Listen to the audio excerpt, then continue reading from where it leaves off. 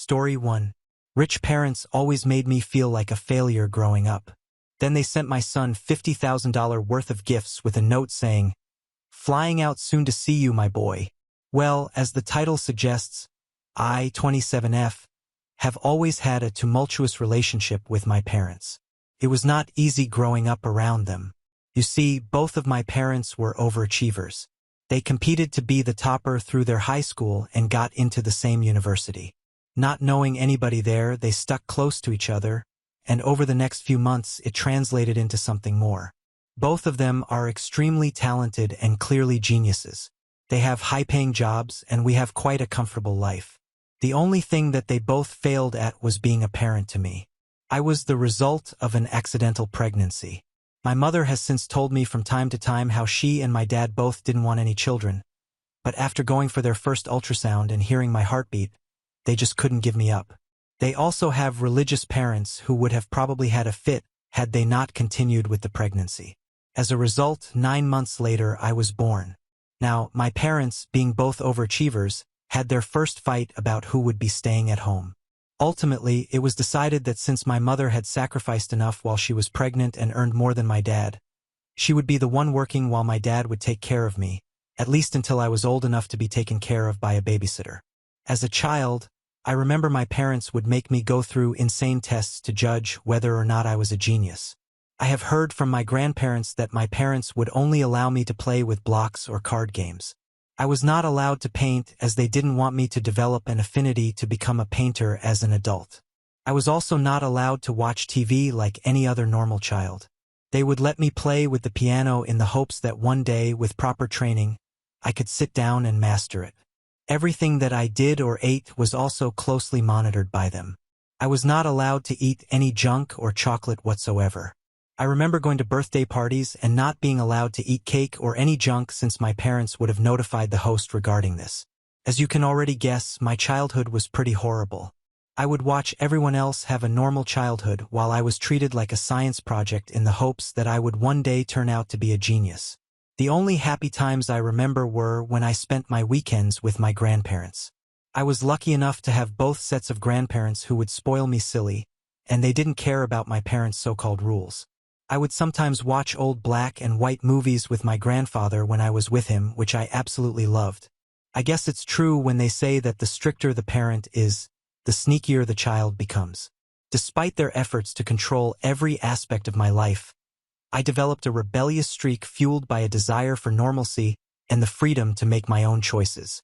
As I started to get older, like any other teenager, I realized that I could do anything that I wanted as long as I didn't get caught by my parents. So I would sneak out to go to parties, try out makeup in our girls' washroom, or take up pottery classes in school as a form of rebellion, which were everything that my parents would not have allowed me to do had they known. Of course, sometimes I was caught doing these things, and they would then give me a lecture about how I needed to buckle up and concentrate on math and science, as they wanted me to have a career revolving around these subjects. One particular day while I was out doing pottery, a cute guy from my class asked me out. I was quite taken aback since, being a geek who was hardly allowed to make a lot of friends, I never thought I had any qualities that other girls of my age had. So being asked out was a big deal. He was cute, and we had a fun time on the date. But when he came to drop me off, my parents saw us while we were about to kiss. They looked pissed off, to say the least. That night, they let me know how disappointed they were by seeing me waste my time around a boy, and how I needed to buckle up and concentrate on my studies. My mother told me how she didn't waste months of her life so that I could go around and be a school. I had tears in my eyes hearing her harsh words. My dad joined her and said how I was too young to go out with boys and that the only thing that I should be doing at this age was reading my books. I tried to protest and say how everyone in my class went out and dated while also maintaining good grades, which I could do also, but my parents were not having it. They told me how they already regretted having me, and the only thing that they wanted was to see me achieve great things in my life like they had. It was frustrating to hear my own parents talk about me as if I was some sort of a pet to them and had no life of my own. They told me to go to bed without any food that night so that I could think about what I had done wrong. I was so conditioned to listen to them that I never even thought how traumatizing these incidents were. As if things couldn't be worse, that night I accidentally heard my parents talking about me in the dining room. This is when I found the real reason why they hated me so much. I stood frozen in shock as my parents discussed how they regretted having me, and my dad wished that they would have had a son instead of a daughter because at least then they would have had something to be proud about. My heart sank, hearing for the first time how much they really hated me. I remember going to bed feeling absolutely numb. Since that day, I never did anything that my parents didn't like. To be honest, at that time, maybe I was trying to get back into the good books of my parents and hoping that one day they would love me and be proud of me. But that day never came. They never cheered for me during graduation and refused to allow me to go to our graduation party, saying how it was a waste of time and that this is where girls end up pregnant. When it came time for college, I had already gotten into a reputed university in our state with a full scholarship, and they were extremely proud of it. My dad, who had a degree in the same field, wanted me to spend my months leading up to college by meeting his peers and hopefully doing an internship so that I would be better prepared than my peers. Looking back, I can see how extremely crazy and controlling they were, and I wish I could have stood up to them. But at that time, I really believed that they knew what was best for me and I didn't want to disappoint them further. As you can expect, college was hell. Although I liked studying biology, during college, I realized that I never wanted to pursue a degree in this. No matter how much time I spent in the library cramming the syllabus, I hated this subject more and more. During my second year, I fell into depression since I knew that I could never talk to my parents about this and my grades were suffering. It was during this time, when I was at the lowest point of my life, that I met Gerald, who would later become my husband. He is the funniest, carefree person I have ever met in my life, and spending time with him always makes me feel light. Unlike my parents, Gerald came from a warm and supportive family. His parents were the antithesis of mine. Loving, caring, and understanding. They embraced me into their family, providing the warmth and acceptance I had craved for so long. Looking back, I can see how Gerald came at exactly the right time in my life. He taught me to not take life so seriously all the time and has always made me laugh. When I finally opened up to him about my life and my parents, he was shocked, to say the least. He was the first person who pointed out how abusive it was for my parents to not let me have my own identity or have any friends. Spending time with him more and more made me feel like I finally woke up from a long slumber and was finally able to see things clearly. I started to realize how I had lived all my life trying to please my parents by doing everything that they wanted when in reality I should have stopped and thought about if it pleased me also. Because my grades were suffering during this time, my parents decided to meet up with me. As usual, without even asking about how I was doing or whether or not I was well, they launched into a lecture about how disappointed they were to see my grades and how they were embarrassed that their friends and family might find out that their daughter was securing such poor marks. I scoffed, hearing how ridiculously self-obsessed they were. They had the audacity to worry about others when I was clearly not doing okay. This is when I finally stood up to my parents and told them how much I hated studying biology and I had been thinking about changing my degree to psychology. They freaked out and told me how they could not allow me to waste away my life by choosing such a demeaning degree. To them, pursuing a degree in psychology was equivalent to being a failure in life. However, I told them that I was an adult now and I was going to study something that made me happy rather than study biology and be depressed for life. We had a huge fight, and in the end, I had to involve my grandparents as my parents started threatening me, saying how they would make my life hell and they would never see my face again. My grandparents stood by me and warned my parents to not pressure me into doing something that I didn't want to do. They threatened my parents, saying that if they cut me out of their lives, then they would do the same with him. It was a long fight, but ultimately I was able to change my degree. It was liberating for me to finally study something I was passionate about.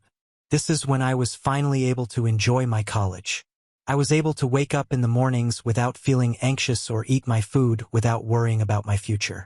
I would spend my mornings at class or working hard at the library and my evenings with Gerald, exploring the city and having a good time with him. After dating him for 2 years, I thought it would be a good time to introduce him to my parents since his parents already knew about us. When my parents met Gerald, they immediately had a problem, just like I had already anticipated. They hardly interacted with him and kept quiet throughout dinner. After he left, they immediately told me how I needed to stay far away from men like him since he came from a lowly background and was pursuing a degree in arts, which they absolutely hated. They even went as far as to tell me that he was probably with me because he wanted his hands on their money in the future and they wanted me to break it off. I found their reasoning absolutely ridiculous and preposterous since Gerald and I had been dating for a long time and he had never asked me anything regarding my parents' assets. The only thing he knew about my parents was from what I had told him about my childhood. He clearly loved me as much as I loved him, and it was sad that my parents couldn't see the love between us. My grandparents, on the other hand, had a completely opposite reaction. When they met Gerald for the first time, they were so happy to meet him and couldn't stop gushing about how well-mannered and respectful he was. As much as my parents hated and protested about it, I went on to marry Gerald after we both had graduated from college and had our own jobs. Marrying Gerald has been the best decision of my life because no one has ever taken care of me the way he does. I remember when I used to live with my parents, I never felt at home with them since they were always so cold to me. But after marrying Gerald, we have been able to build this home for ourselves in another state, thousands of miles away from my parents, where I feel warm, fuzzy, and comfortable. Fast forward a year later and I got pregnant. I had been traumatized by my parents in my childhood as they never wanted me to begin with, so I was afraid at first to tell Gerald that we were pregnant in case he would react like my parents. But to my shock, Gerald was over the moon after hearing the news. He hugged me and said how excited he was to become a parent. His reaction was totally different from what I had expected, and it made me feel so much better about starting our little family. His happy reaction made me reflect on my own upbringing. I realized that I wanted something different for my child. A loving and nurturing environment, free from the suffocating expectations and tests my parents had subjected me to. Once, when we went for my gyno appointment during my pregnancy, expecting the usual checkup, the doctor shared unexpected news with us. We were going to have twins. I couldn't believe it at first. The ultrasound screen showed 2 tiny heartbeats, and I remember looking at Gerald with a mix of shock and excitement. Twins. It meant double the joy, but it also meant preparing for a bigger family than we initially thought. As reality sunk in, Gerald and I started adjusting our plans. We needed to make space for 2 cribs in the nursery and buy double the baby clothes and diapers. It was both overwhelming and thrilling to think about raising 2 little ones at the same time. Throughout the pregnancy, we attended prenatal classes, read parenting books together, and even turned a room in our home into a cute nursery for our babies. Gerald's excitement made me feel more and more sure that we could do this whole parenting thing together. During my pregnancy, my parents also showed some interest in our impending parenthood. Surprisingly, they told me how excited they were to meet my children. However, my guard was up, and I couldn't help but wonder about their sudden change in behavior. When it was time to reveal the gender of our babies, Gerald's parents set up a small celebration with all our close family and friends. My parents had flown in to be there for the celebration and were staying at a hotel nearby. The atmosphere was buzzing with anticipation as everyone gathered to learn the genders of our twins. The moment arrived, and Gerald's mother handed us 2 sealed envelopes containing the gender details since she had talked with our doctor and already knew the news to prepare everything for us. As we opened the envelopes, excitement filled the room as we saw each had a card inside. A pink card for our baby daughter and a blue card for our baby son. Our eyes widened in shock as we realized that we were having both a son and a daughter. The joyous cheers echoed as everyone ecstatically hugged us. Gerald's parents were brimming with pride. My grandparents were thrilled, and our friends congratulated us warmly. However, amid the celebration, I noticed something odd. My parents' faces fell in disappointment. While everyone else was hugging us and expressing their happiness, my parents remained quiet and distant. They didn't come forward to congratulate us, and their lack of enthusiasm stood out in the room. After the celebration, I couldn't shake off the uneasy feeling caused by my parents' strange behavior. I decided to confront them, seeking an explanation for their unexpected reaction. We sat down, and I asked them directly why they seemed distant during such a joyous occasion. Their response caught me off guard. They confessed that they were disappointed with the gender reveal. According to them, they had hoped both my children would be boys. I was taken aback by their absurd thinking and couldn't believe that they would express such disappointment about the genders of their own grandchildren. Suddenly, I remembered the conversation between my parents that I had overheard about how they had always wanted a son. It was then that I realized that they had not changed much over the years. I don't know whether it was my pregnancy hormones or my instinct kicking in as a mother, but I was extremely pissed that they dared to think like that about my unborn daughter. I started to yell at them loudly to get out immediately. My mother retorted back, saying how I should behave more ladylike, but I did not care about her opinions anymore and almost shoved them out of my house. Gerald came running to be by my side, clearly concerned. I told my parents that clearly they had hated the fact that I was born, so now they wouldn't have the pleasure of ever knowing their grandchildren because I didn't want their sexist attitude polluting the minds of my babies. I shut the door to their stunned faces. Over the months, they tried to backtrack and send a half-hearted apology, but I remained firm about my decision. When their lame apologies didn't work, they tried to manipulate me by making me feel guilty, saying how as grandparents they needed to be in our children's lives, but I refused to yield.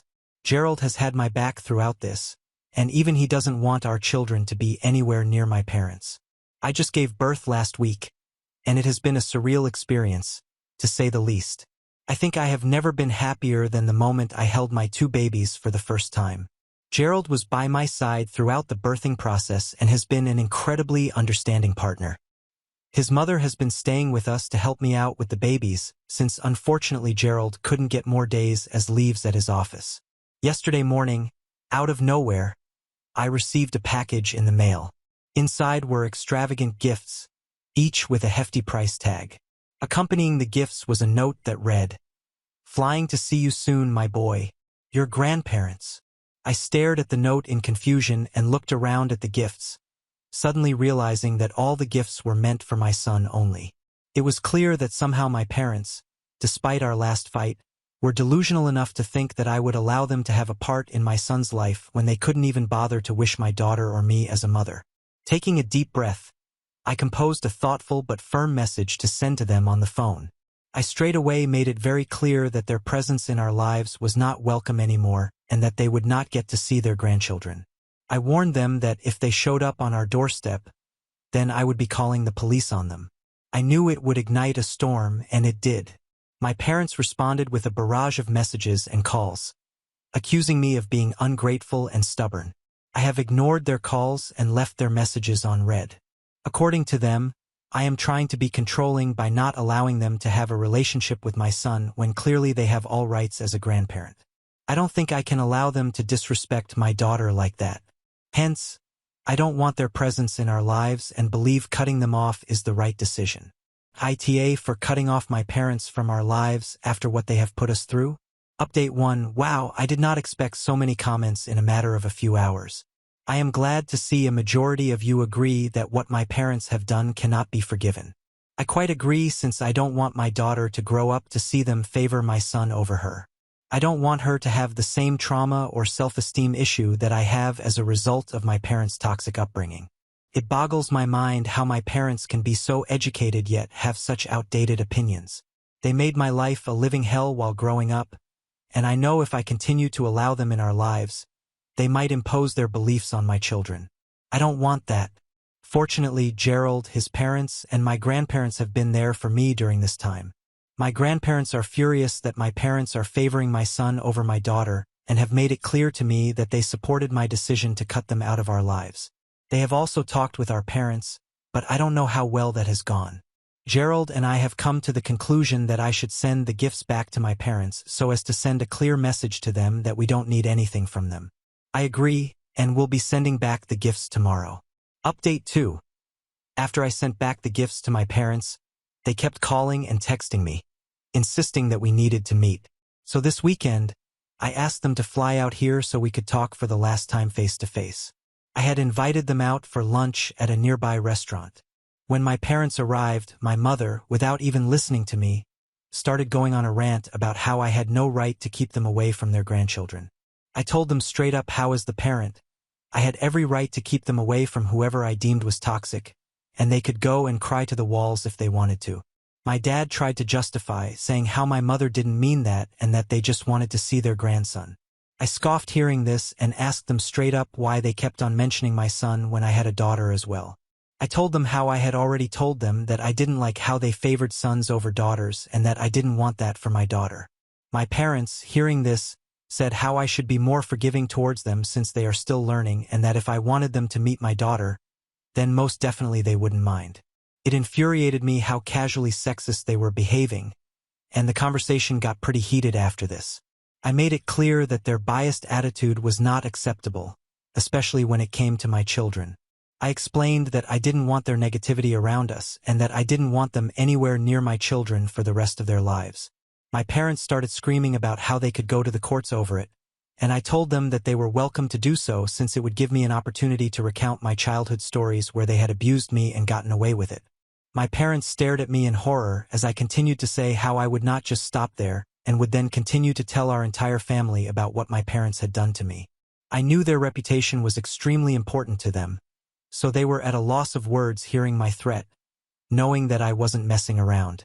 There were several minutes of arguing back, but ultimately, I told them firmly that I couldn't have them in our lives anymore, and they could crib about it as much as they could since my decision was never going to change.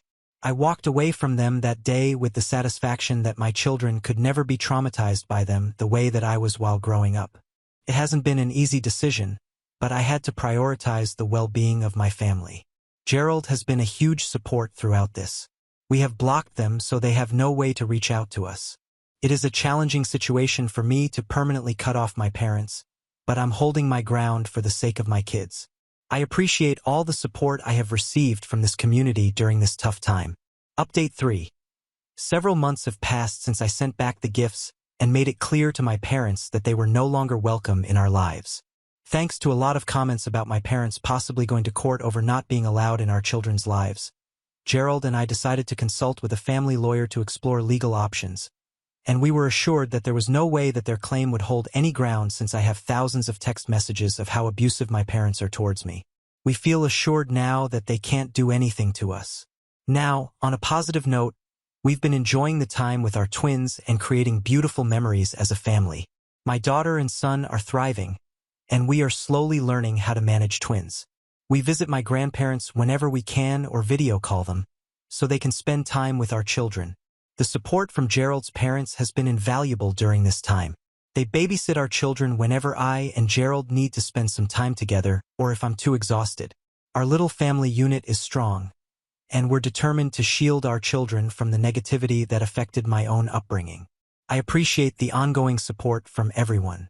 It reinforces my belief that prioritizing the well-being of my children is the most important responsibility I have as a parent. Now on to the next story. Story 2. Parents always called me the family failure. After years of no contact, they tried to kick me out when I showed up at my grandpa's 80th birthday party. Growing up, I always felt overshadowed by my older sister, Megan. She was everything our parents seemed to value. Academically gifted, disciplined, and consistently earning perfect grades. Megan had a natural focus and drive that made her seem almost flawless in their eyes. Meanwhile, I was the opposite in so many ways. I struggled to focus in school, procrastinated on everything until the very last minute, and was constantly forgetful. It wasn't just academics either. These challenges spilled into every other area of my life, leaving me feeling like I could never measure up. I didn't understand why I was the way I was, and honestly, I just thought I was lazy or incapable. It wasn't until much later in life that everything finally clicked for me. I had ADHD. The diagnosis was a revelation. Suddenly, all the struggles and frustrations from my childhood made sense. Every symptom I'd wrestled with, from my inability to concentrate to my chronic procrastination, fit perfectly into the ADHD framework. With the help of medication and other tools, I've been able to turn my life around and approach things with a sense of control I never knew was possible. But back then, as a child, there was no diagnosis, no understanding, and no support. All my parents saw were my shortcomings. For context, my parents are both incredibly accomplished individuals. They're high-achieving academics, widely respected in their fields, and they hold prestigious positions at work. Naturally, they expected the same level of excellence from their children. They wanted Megan and me to be the most successful people in any room. Megan, of course, lived up to those expectations effortlessly. I, however, was the troublesome child in their eyes. I wasn't working hard enough, wasn't disciplined enough, and wasn't good enough. They frequently compared me to Megan, their golden child, which only deepened the divide between me and my sister. Those comparisons hurt more than they likely realized, making me feel like there was something fundamentally wrong with me just because I was different from her. Megan didn't make my childhood any easier either. Because we studied at the same school, it often felt like I could never escape her shadow or her judgment. If I didn't finish my assignments on time or got into any kind of trouble at school, she would yell at me. She'd go on and on about how embarrassed she was to have a loser sibling like me. Those words cut deep, especially when they came from someone I was supposed to look up to. At home, Megan would tattle on me to our parents for the smallest things, like hanging out with my friend instead of studying. She was constantly looking for ways to prove to our parents that she was the better child. I think part of it stemmed from the fact that, unlike me, Megan didn't have any friends. She was a classic know-it-all, always acting superior to everyone else and ready to pounce on anyone who made the slightest mistake. Unsurprisingly, people didn't like her. She isolated herself, and instead of being introspective about why, she doubled down on her condescending attitude.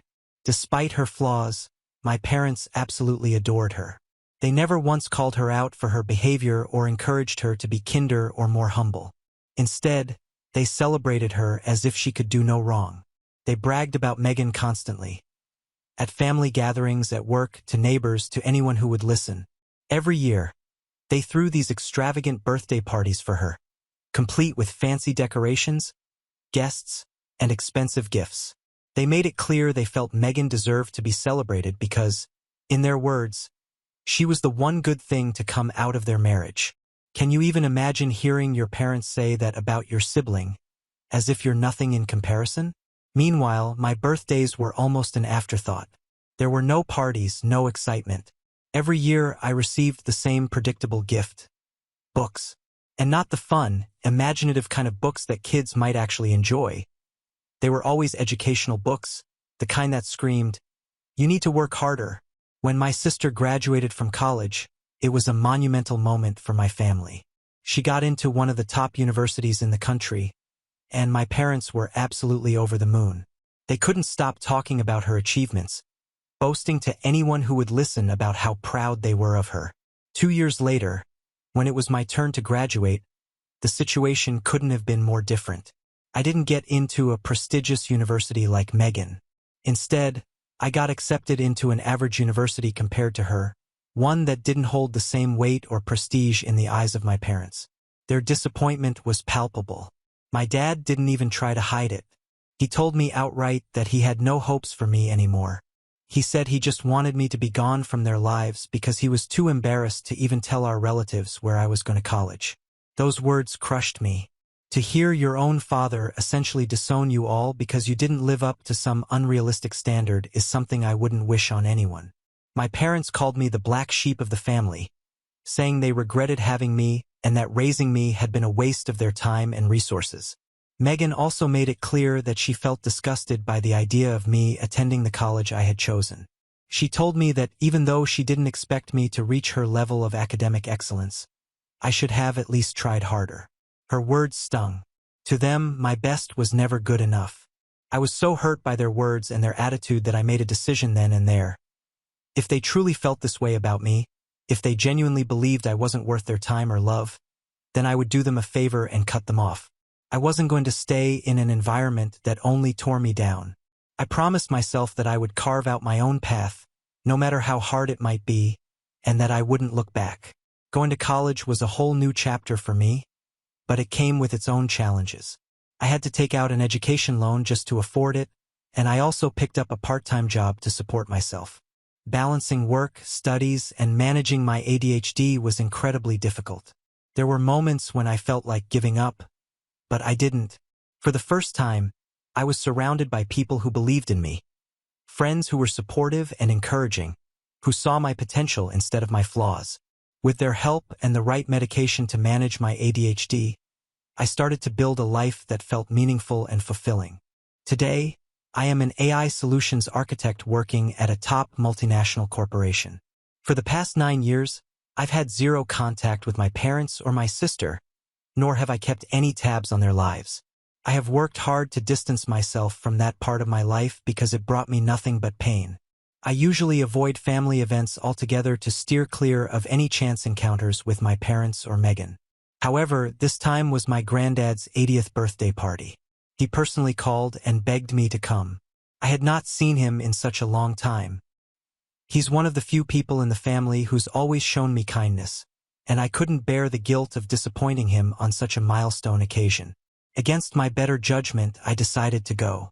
When I arrived at the party, I noticed that my parents were already there. I had expected this, of course, but seeing them in person after so many years still stirred up old emotions I wasn't entirely prepared for. Despite what I felt, I reminded myself why I was there. This was about my granddad's birthday. I went to greet my granddad, discreetly gave him a hug, and spent the rest of the time saying hello to everyone else, exchanging polite words and smiles with family members who were genuinely surprised and happy to see me. Many of them hadn't seen me in nearly a decade, so they were excited to catch up. But then my parents spotted me. I caught the look on their faces, stunned, as if they couldn't believe I was standing there. Almost immediately, my dad approached me, his expression unreadable, and asked me if he could have a word with me privately. I nodded, so he then guided me away from the rest of the party, leading us to a more private corner of the venue, away from the wandering eyes of the guests. From the very start of the conversation, my parents made it crystal clear that they weren't happy to see me. There was no attempt at pleasantries or even the faintest hint of reconciliation. My dad's first question was blunt and cold. "What are you doing here?" I calmly explained that I had come at my granddad's request, that he had personally asked me to attend his 80th birthday celebration, and I just couldn't ignore him. My mom wasn't satisfied with this explanation. She immediately wanted to know why I had never bothered to attend any of my granddad's previous birthday parties, or other family events for that matter, yet had suddenly decided to show up now. Mom taunted me, questioning if coming here for granddad was just an excuse. She asked if I had finally come to my senses and if I was looking for an opportunity to reconnect with them after all these years. Her words infuriated me, but I kept my composure. I told them firmly and clearly that I did not want to reconnect with them in any way. It's not like I needed their permission to attend my own granddad's party. If they hated my presence here so much, they could simply go back to ignoring me and leave me alone to mingle with others. However, Mom argued that they wished they could ignore me, but that people would then start asking questions to them. She told me that I should have at least given them a heads up so they could have been better prepared to answer questions about me. Honestly, she was acting like I had committed a crime or something. I told her that if anyone asked, they could simply tell them that I was doing very well in life, that I had built a successful career and had a very supportive partner. Hearing this, my dad scoffed and said, "Do you honestly expect us to believe that you have a successful career? You didn't even graduate from a decent college, for goodness sake." I felt a rush of anger building inside me. I had built my career from the ground up, overcoming so many obstacles, and yet here he was dismissing everything I'd achieved with a single sentence. Before I could argue with him, my dad pointed to the door and coldly said, "You should leave. People can't know you're still a failure." I was stunned. Who did they think they were to ask me to leave a party that wasn't even about them? How could they still treat me like this? They were so obsessed with protecting their image, acting holier than thou in front of others. Their hurtful, dismissive words made me realize that they still thought I was the same child they could just control. However, I wasn't the same person anymore. If they were so worried about what people might say, I decided I was going to teach them a lesson they'd never forget. Without a second thought, I pushed past them and walked back to where the rest of the guests were gathered. My granddad noticed immediately that something was off with me and came over to check on me. I didn't hold back. I told him everything. I told him what my parents had said to me, how they tried to kick me out, and how they were still so ashamed of me that they didn't want anyone to know I was even here. Hearing this, my granddad was livid. He assured me that my parents had no right to treat me that way, let alone try to ruin his birthday by causing such drama. He said he'd speak to them on my behalf, but I told him it wouldn't make a difference. What we needed to do was bring the truth to light publicly. Luckily, my granddad agreed with me. So, I then raised my glass and gently clinked it to get everyone's attention. The room fell silent, and all eyes turned to me. I took a deep breath, steadied my voice, and started by congratulating my granddad on reaching such an incredible milestone.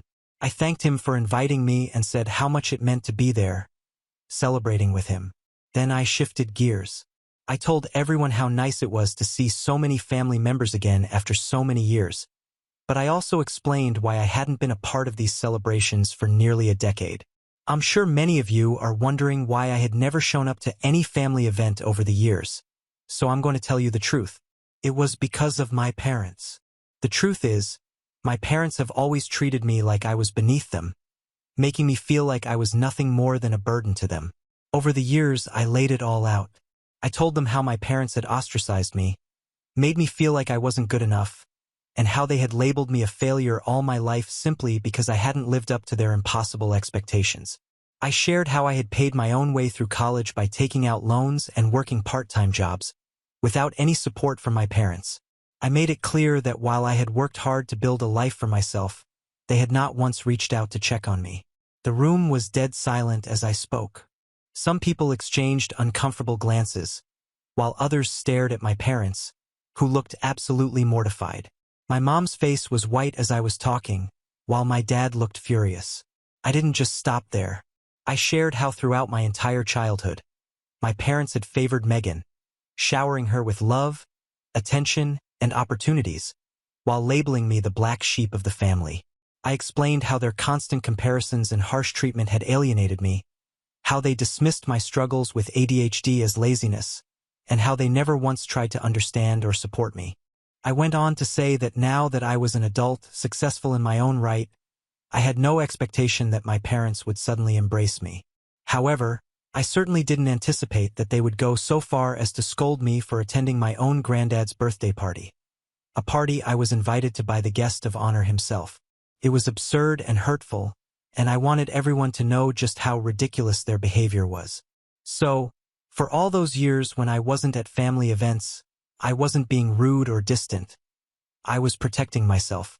I was trying to heal from years of emotional wounds. However, today, when I showed up here for the sake of my granddad, my parents wanted to kick me out. They keep saying that they don't want to answer any questions about me, as it makes them feel ashamed about who I am. So, this is why I wanted to address this here in front of all of you for once and for all. I'm done hiding. I'm done allowing them to make me feel like I'm the problem. From now on, I'll be attending every family event, regardless of whether my parents like it or not. As I finished my speech, my granddad and some of my cousins started to cheer me on. They then came over to give me a hug, showing their support. My parents, on the other hand, seemed frozen in place, unable to come up with any defense for their actions. Now that the truth was in the open, for so long they had controlled the narrative, but now everyone could see the reality of who they were and how they had treated me. After that, my parents quickly left, clearly embarrassed, while I stayed behind, enjoying the rest of the party by spending time with my cousins and other close relatives. In the days that followed this incident, several relatives have reached out to me, expressing their support and commending me for speaking my truth. Some say it took real courage for me to stand up for myself and call out the unfair treatment I had endured from my parents for so long. A few have even apologized for not recognizing what I had gone through earlier or for not reaching out to me sooner. However, not everyone agrees with how I handled the situation. A handful of relatives feel that I should have kept the matter private, arguing that I went a bit too far by exposing my parents publicly and humiliating them in front of the entire family. Update 1. I must say, all of your comments have been incredibly kind. I'm genuinely overwhelmed by how many people have reached out to check on my well-being. For everyone asking, I'm doing okay mentally. All throughout my childhood, I became accustomed to my parents treating me like trash. It was painful and I carried that hurt for so long. But as I've grown, I've learned to stand up for myself. The moment at the party was a culmination of years of pent-up emotions and truths I had suppressed. And honestly, I'm glad I spoke out. I have no regrets about defending myself and finally letting the family know my side of the story. For those of you wondering about where Megan was during the party, she wasn't there. According to one of my cousins, she was on a work trip, which explains why I didn't run into her. And honestly, I'm relieved. If she had been there, she would have likely jumped on my parents' bandwagon and said something nasty to me. After all, Megan is always quick to criticize and demean me, so her absence was, in a way, a small mercy. Some of you have asked why, during those tough times, I didn't seek financial help from other family members when my parents refused to support me. The truth is, back then, I was young, naive, and easily swayed by their words. When my parents and Megan mocked and insulted me, calling me a failure, belittling my college, and questioning my worth, I internalized all of it. I genuinely believed that the rest of my family would feel the same way. The thought of airing our dirty laundry to others back then and potentially facing more rejection was mortifying to me. I was also proud, so I made up my mind to handle everything on my own, no matter how difficult it was. When it comes to my granddad, I need to emphasize that he has always been supportive of me in his own way. Financially, he hasn't been very stable, so I couldn't have relied on him to help with my college expenses.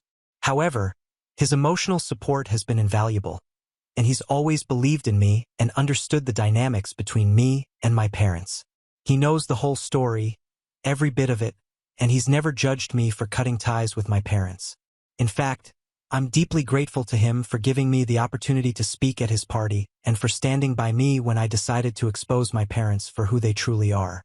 Anyway, since that moment at the party, I've heard from multiple relatives that my parents are facing serious backlash from people who were horrified to learn how cruel they had been to me.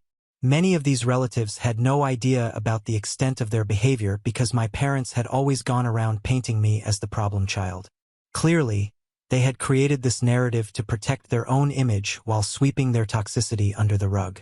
Now that the truth is out, it seems their facade is finally starting to crumble. I can only hope that this public embarrassment will serve as a wake-up call for them. Maybe, just maybe, they'll reflect on their actions and come to their senses. But even if they don't, I've said my piece, and I feel a sense of closure. Update 2. So, Megan reached out to me this week. She heard from our parents and relatives about what happened during the party, so she called me. As soon as I picked up the phone, she started yelling at me, furious about what had happened. She couldn't believe that I had the audacity to expose our parents publicly. She claimed that I was only doing this to cause drama and that my actions were selfish. According to her, I had no right to air our family's dirty laundry in front of everyone, especially when my parents had spent years trying to move on and live their lives without me. She kept going on about how I was ruining the fragile peace that had been established and that I should just let it go and move on instead of dredging up the past. She asked me, "What do you want from them? An apology, really? For what? Just because they didn't pay for your college fees? You want an apology because they were disappointed in you? An apology because they always pushed you to be better? An apology because they wanted the best for you?" I couldn't help but scoff at her. Megan had always been the one to side with our parents, no matter how badly they treated me. She never understood the hurt I had gone through, always brushing it off as family drama. It was easier for her to pretend everything was fine than to face the truth. I pointed out to her that pushing someone to be better doesn't mean humiliating them or mocking them for years when they don't meet one's expectations. What I needed from our parents wasn't just more pressure. It was support, love, and understanding. I told her how much I wish they had been the kind of parents who saw me for who I was and helped me navigate my challenges, rather than berating me for falling short of their impossible standards. I never asked them to give me a perfect childhood, but I just wanted parents who had my back and understood me, not ones who saw me as a disappointment. Megan argued how, if I really felt this way, I could have sorted out my feelings with them privately instead of exposing them publicly. She said that our parents had worked for years to build a certain image, and now all their accomplishments seemed meaningless because all anyone was talking about was how awful they were for abandoning me all those years ago. She asked if it had really been worth it, suggesting that I was just bitter because they were right all along and implying that maybe I hadn't accomplished anything in my life, which is why I was coming after our parents after so long. I just laughed at her words and calmly told her that despite all the terrible things our parents and she had put me through, I had built a successful career. The reason I had exposed our parents had nothing to do with my accomplishments. It was about finally taking control of my own narrative after years of being silenced and dismissed. I had been cast aside and treated like I was the problem, but the truth was, I had been the one who had been wronged. So, exposing them wasn't about showing off how far I'd come or making them look bad. It was about standing up for myself, about letting people know what had really been happening behind closed doors. Megan didn't back down and continued to argue with me that I needed to issue a public apology for the sake of our parents' reputation. But I cut her off. I told her bluntly that I would never do something like that. Why would I apologize to them when I am the victim? I told Megan that she needed to get her head out of the hole she had buried it in and stop defending people who had treated me like trash for my entire life. Just to frustrate my sister even more, I told her that from now on, I would be attending every single family event, no matter how much it bothered her or our parents. If they dared to confront me again, I would keep exposing them. Why should I let their toxic behavior control my connections with the rest of the family? I had every right to see my relatives and to form connections with my family members. My sister claimed I was only doing this to make our parents' lives miserable and demanded that I go back to not being in contact with anyone, just like I had during all these years. I sighed in exasperation. Clearly, Megan and I weren't going to see eye to eye, so I told her to stay in her lane from that point forward and to mind her own business. I wasn't going to tolerate any more of her attempts to defend our parents or make excuses for their behavior. I then ended our conversation and blocked her number. After all, I didn't owe her anything anymore. No explanations and no apologies. Update 3. I just wanted to quickly update a few things that have happened in the last 4 months. To begin with, I've made a conscious effort to be more involved in my family life. I make it a point to attend all our family gatherings, whether they're big events like birthdays or anniversaries, or even smaller, casual get-togethers. Beyond that, I've also been spending more time with my granddad, making sure to visit him regularly and check in on how he's doing. Additionally, I've been hanging out with my cousins more often. Whenever we come up with plans, whether it's just grabbing food, watching a movie, or spending time together doing something fun, I make it a priority to join in. It's been great to strengthen those bonds and create new memories with them. Last month, my mom apologized to me after all this time. It was a big moment for me. Since both my mom and dad are blocked on my phone, she reached out via email. She shared that she had been going to therapy and spending a lot of time reflecting on the past. She admitted that she and my dad had, in some ways, favored my sister over me and tried to justify it by saying that because she and dad grew up in strict, academically focused families, they had always expected me and Megan to meet the same high standards. She went on to say that after I had spoken up for myself during my granddad's party and revealed that I had ADHD, it was a turning point for her. She admitted to doing her own research afterward and came to realize that I really did have ADHD. She confessed to feeling guilty for not recognizing the signs earlier and for failing to support me as a child when I needed it most. In the email, she also wrote how she had been quietly following my career over the past few months through LinkedIn. She said she was really proud of the things I've accomplished. She also mentioned my dad at the end of the message. While she said he is aware of my achievements too, she acknowledged that he's a very proud man and will probably need a little bit more time before he's ready to come around and offer his own apology. Honestly, I'm still shocked that my mom wrote all of that to me. If only she had been this understanding while I was growing up, my childhood could have been so much different. That said, despite her email, I haven't unblocked her or my dad. I'm still not ready to forgive them. Now on to the next story. Story 3. I came home early to find my mom having fun with my husband of 22 years. Turns out she's been his lover since I was 18, and my twin brothers are actually his kids. My 40F parents, Dad, 63M, and Mom, 60F, have been married for 43 years. I have 6 siblings, 42F, 38F, 34F, 20M, 20M, 18M. I've been with my husband, 39M, since we were 15. I got pregnant at 17, and we moved in with my parents. I gave birth to my now 22-year-old daughter. We got married at 18, shortly after my dad's father passed. Shortly after our wedding, his father left his ranch-style house to my father. My grandparents built a house next door to my parents when they retired. My parents decided to let us live in this house and told us this would be my inheritance. My husband and I had no issues with this. We went on to have a 20M, 14F, 5F, and I'm currently 7 months pregnant with my last child, a boy due in April. I thought I had a good marriage. We were intimate more than twice a week, we went on date nights, we bought each other gifts, we didn't fight. My entire world was shattered on New Year's Eve when I returned early from a girls' trip I had taken with some friends. I walked into my bedroom to find my mom having sex with my husband. My mother screamed at me to get out of their bedroom, which really shook me up even more. Unfortunately, my oldest daughter was also home in her bedroom across the house getting ready for a party. She ran out and witnessed my all but a bedsheet naked mother run out of our house next door to her house and slam the door. My daughter was devastated and went to my sister's house. I asked her not to say anything until I first talked to my husband. I asked him for the truth. He told me that my mom seduced him when we were 18 and living in their house. They'd been having unprotected sex at least once a month for longer than we were married.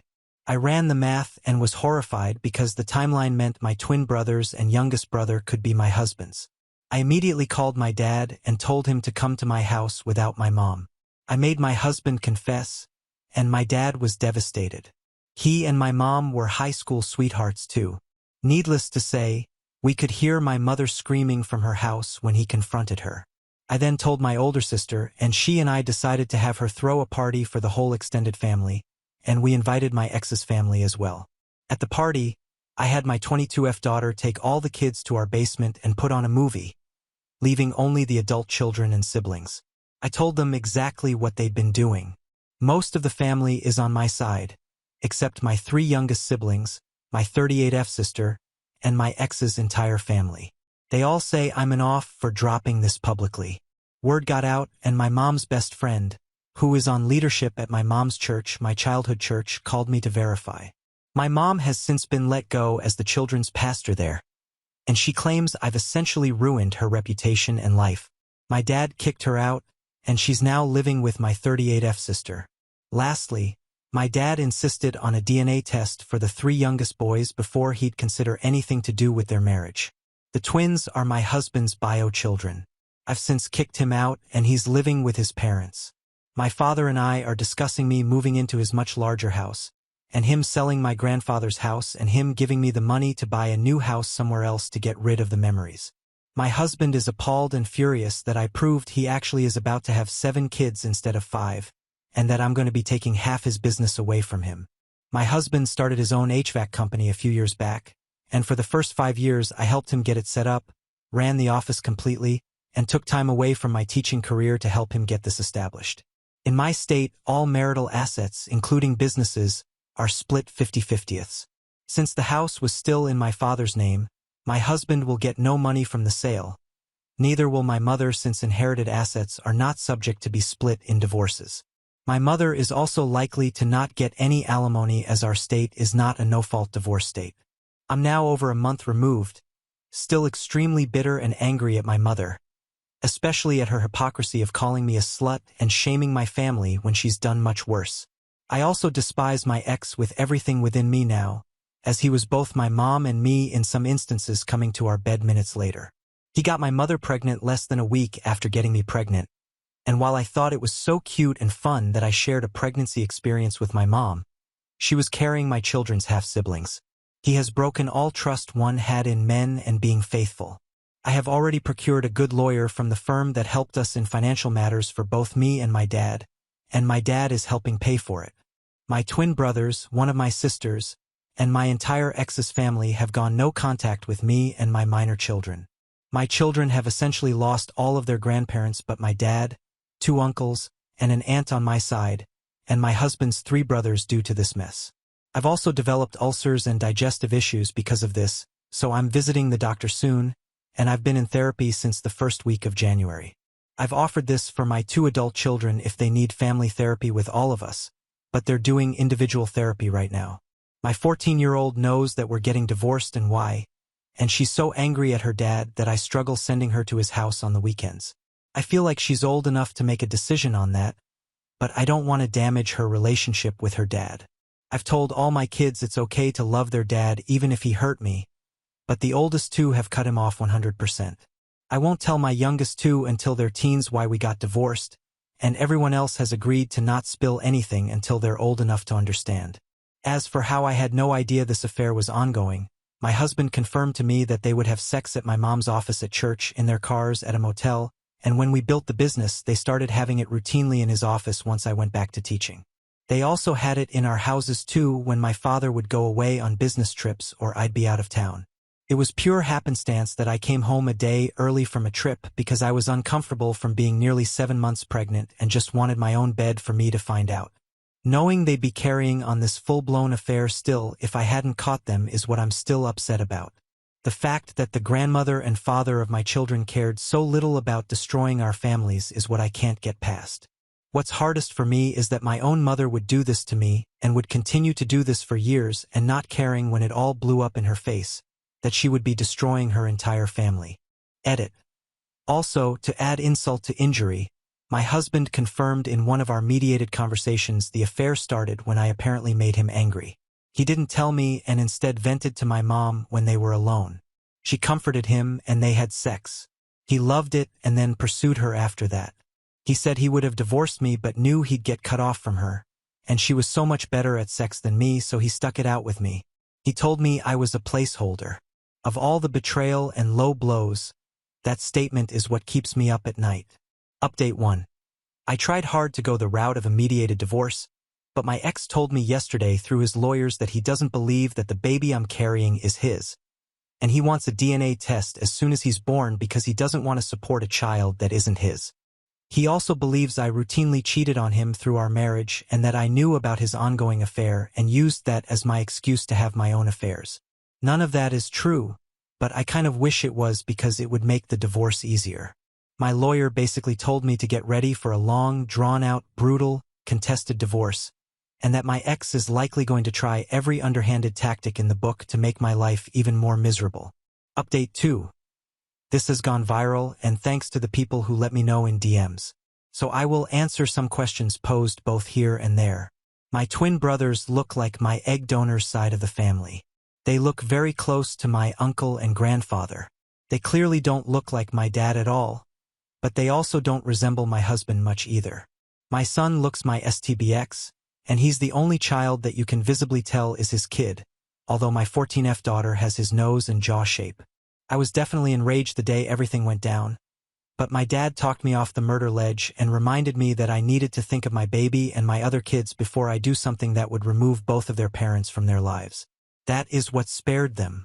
I still lived in a rage fog for the next few days, which is what led to the revenge party. I only regret not telling my brothers privately that my egg donor had been cheating. I honestly don't know all the reasons my 38F sister is on my egg donor's side. She doesn't get along with me or my sisters and hasn't since high school. I'm not that worried about her. My twin brothers are upset that I sprung the news publicly. That is what my dad has gotten out of them. They are also in therapy, and my dad has told me to just give them time. He thinks it's just them killing the messenger.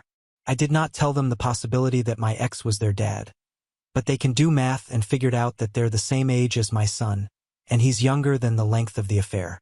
My dad sat them down and explained his reasoning for the DNA test was to prove cheating and not because he was going to abandon them. He is their dad regardless of whose sperm fertilized the egg.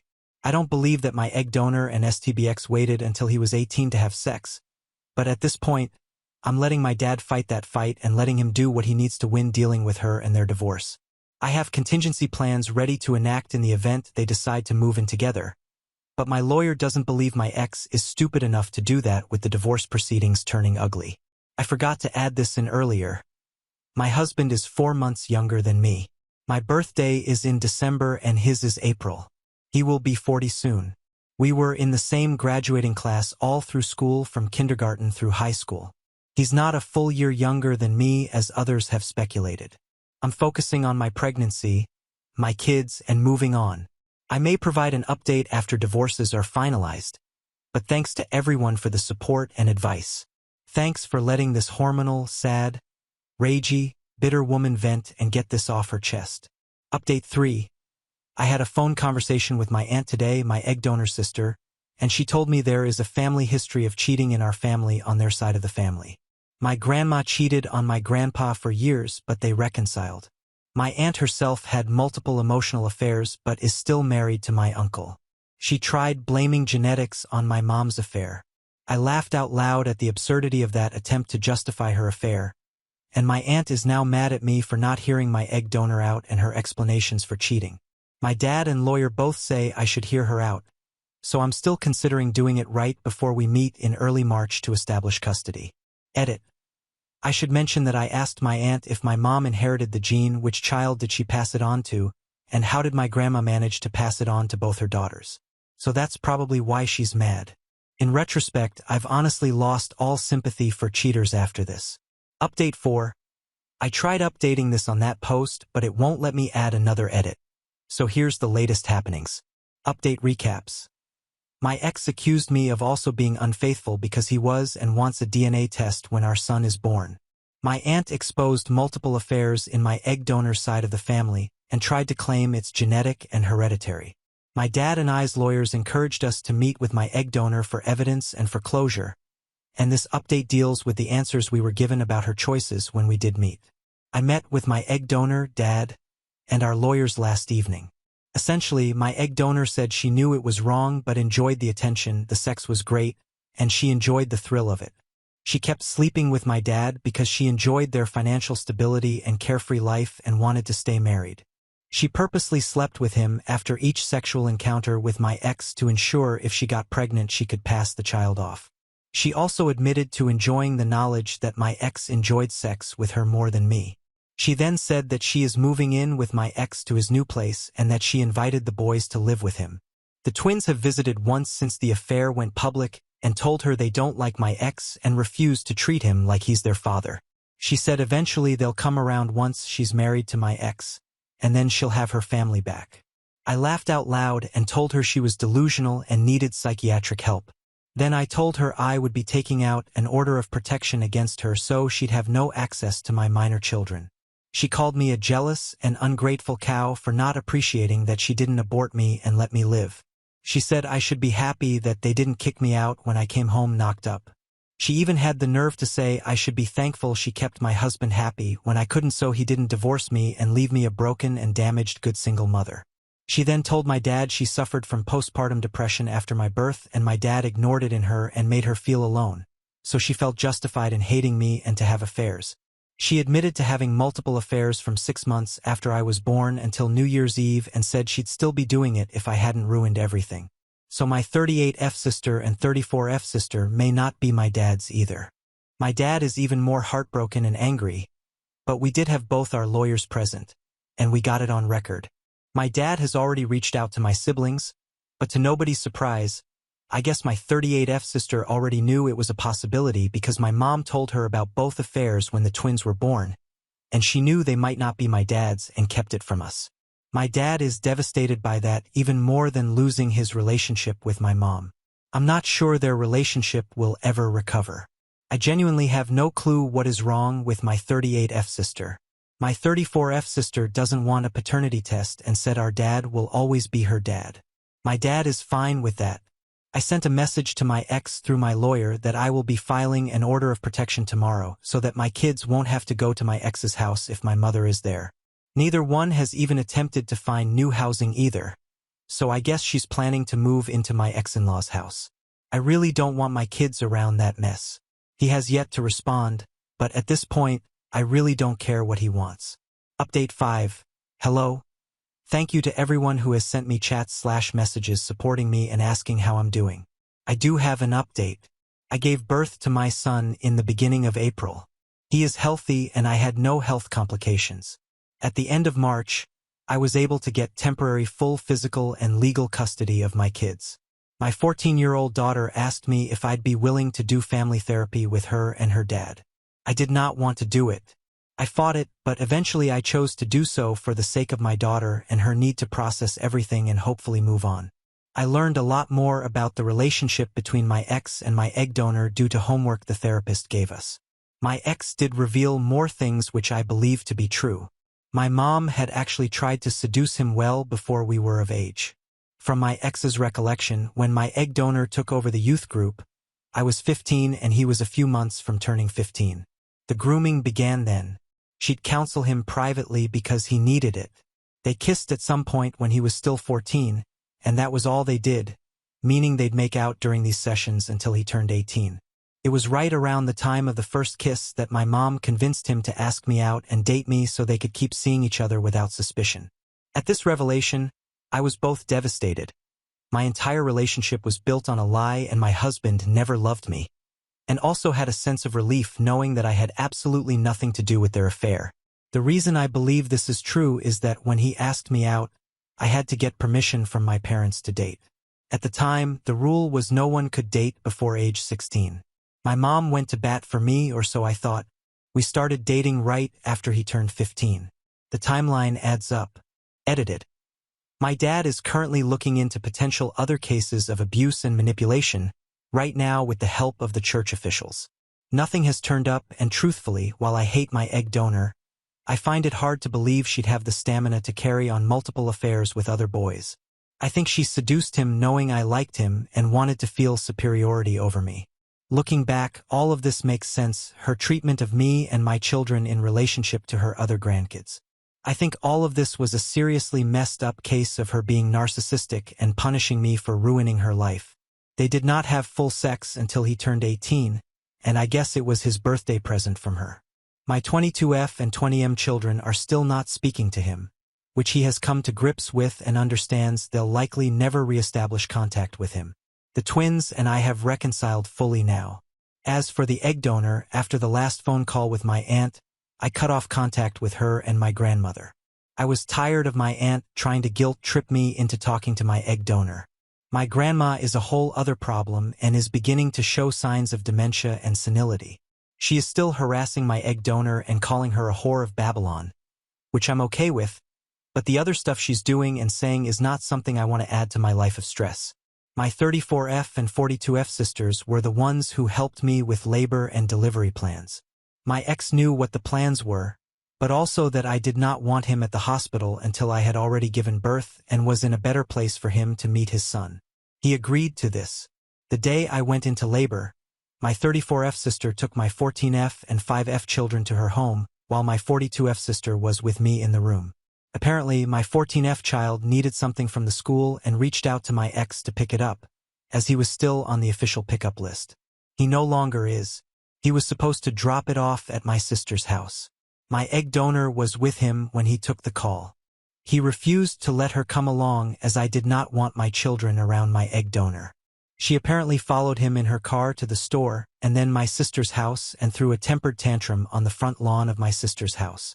My ex broke up with her and told her she was too much drama and it just wasn't worth it anymore.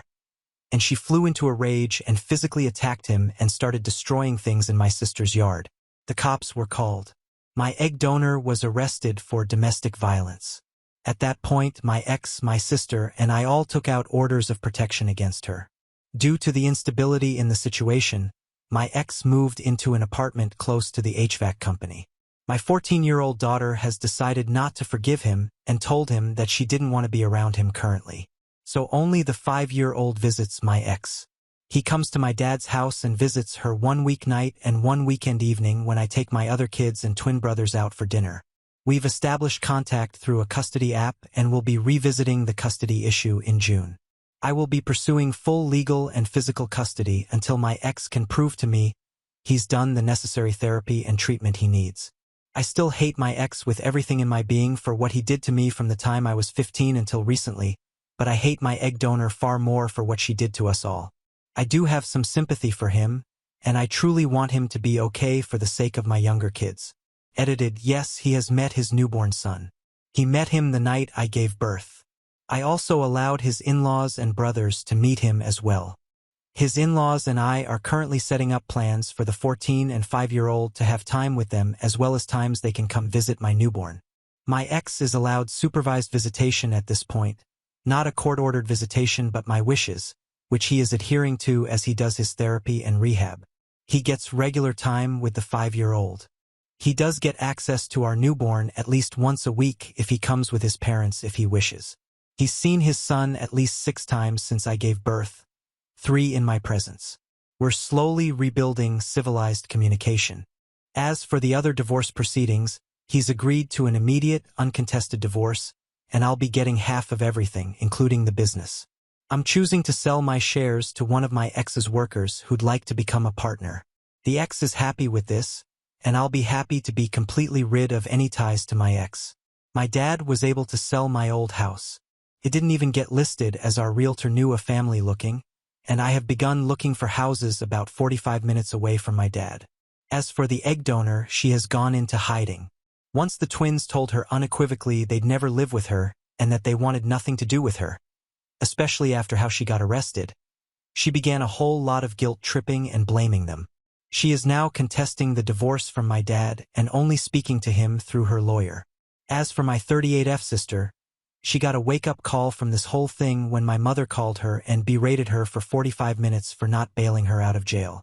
Apparently, my 38F sister has been going through fertility issues. Like I said, I don't talk to her and had no idea, and she's been stressed out and anxious and feeling bad about herself, which is why she let our egg donor manipulate her because she felt good about herself when she was getting all the positive attention. When she wasn't willing to pay the money to bail her out as she and her partner were saving up for another cycle of IVF, she realized that she was being manipulated and reached out to me. We have begun slowly talking again, but she is on my side regarding this all. She is also talking to my dad again, which for his sake, I'm happy that he is able to reconnect with her. Having my son, by the way, we did the DNA test a few weeks before his birth. He is definitely my ex's, has been a pleasure and joy, and he and my other kids and my support system of my dad and siblings has gotten me through this and will continue to do so. I am hopeful that at some point I will be able to deal with my ex without anger and bitterness, seeing as he is trauma from what my egg donor did to him. I'll be okay. Like I said, this will be my last update on this. So thank you for all the kindness, love, and support. Now on to the next story. Story 4. Mom demanded I get rid of my wife's pregnancy because my sister was planning to get pregnant this year. Found out sister is actually infertile and now they want to be part of my baby's life. My sister and I are 3 years apart in age, but my mother has always treated her like she is a temperamental toddler, and I guess that's why she has turned out to be so spoiled even at her taxpayer age right now. She is 27F and I am 30M, and my wife and I are expecting a baby. She and I have been married for 2 years and together for 5, and we are really looking forward to becoming parents. We found out about it a couple of months ago and decided to tell our families first before making any big announcements. Her family was extremely happy for both of us, but of course my mother had to dig out something negative from this. My dad congratulated us and left it at that, but my mother decided to call me back a couple of hours after we told her about the pregnancy and told me that she did not think that going ahead with the pregnancy would be a good idea.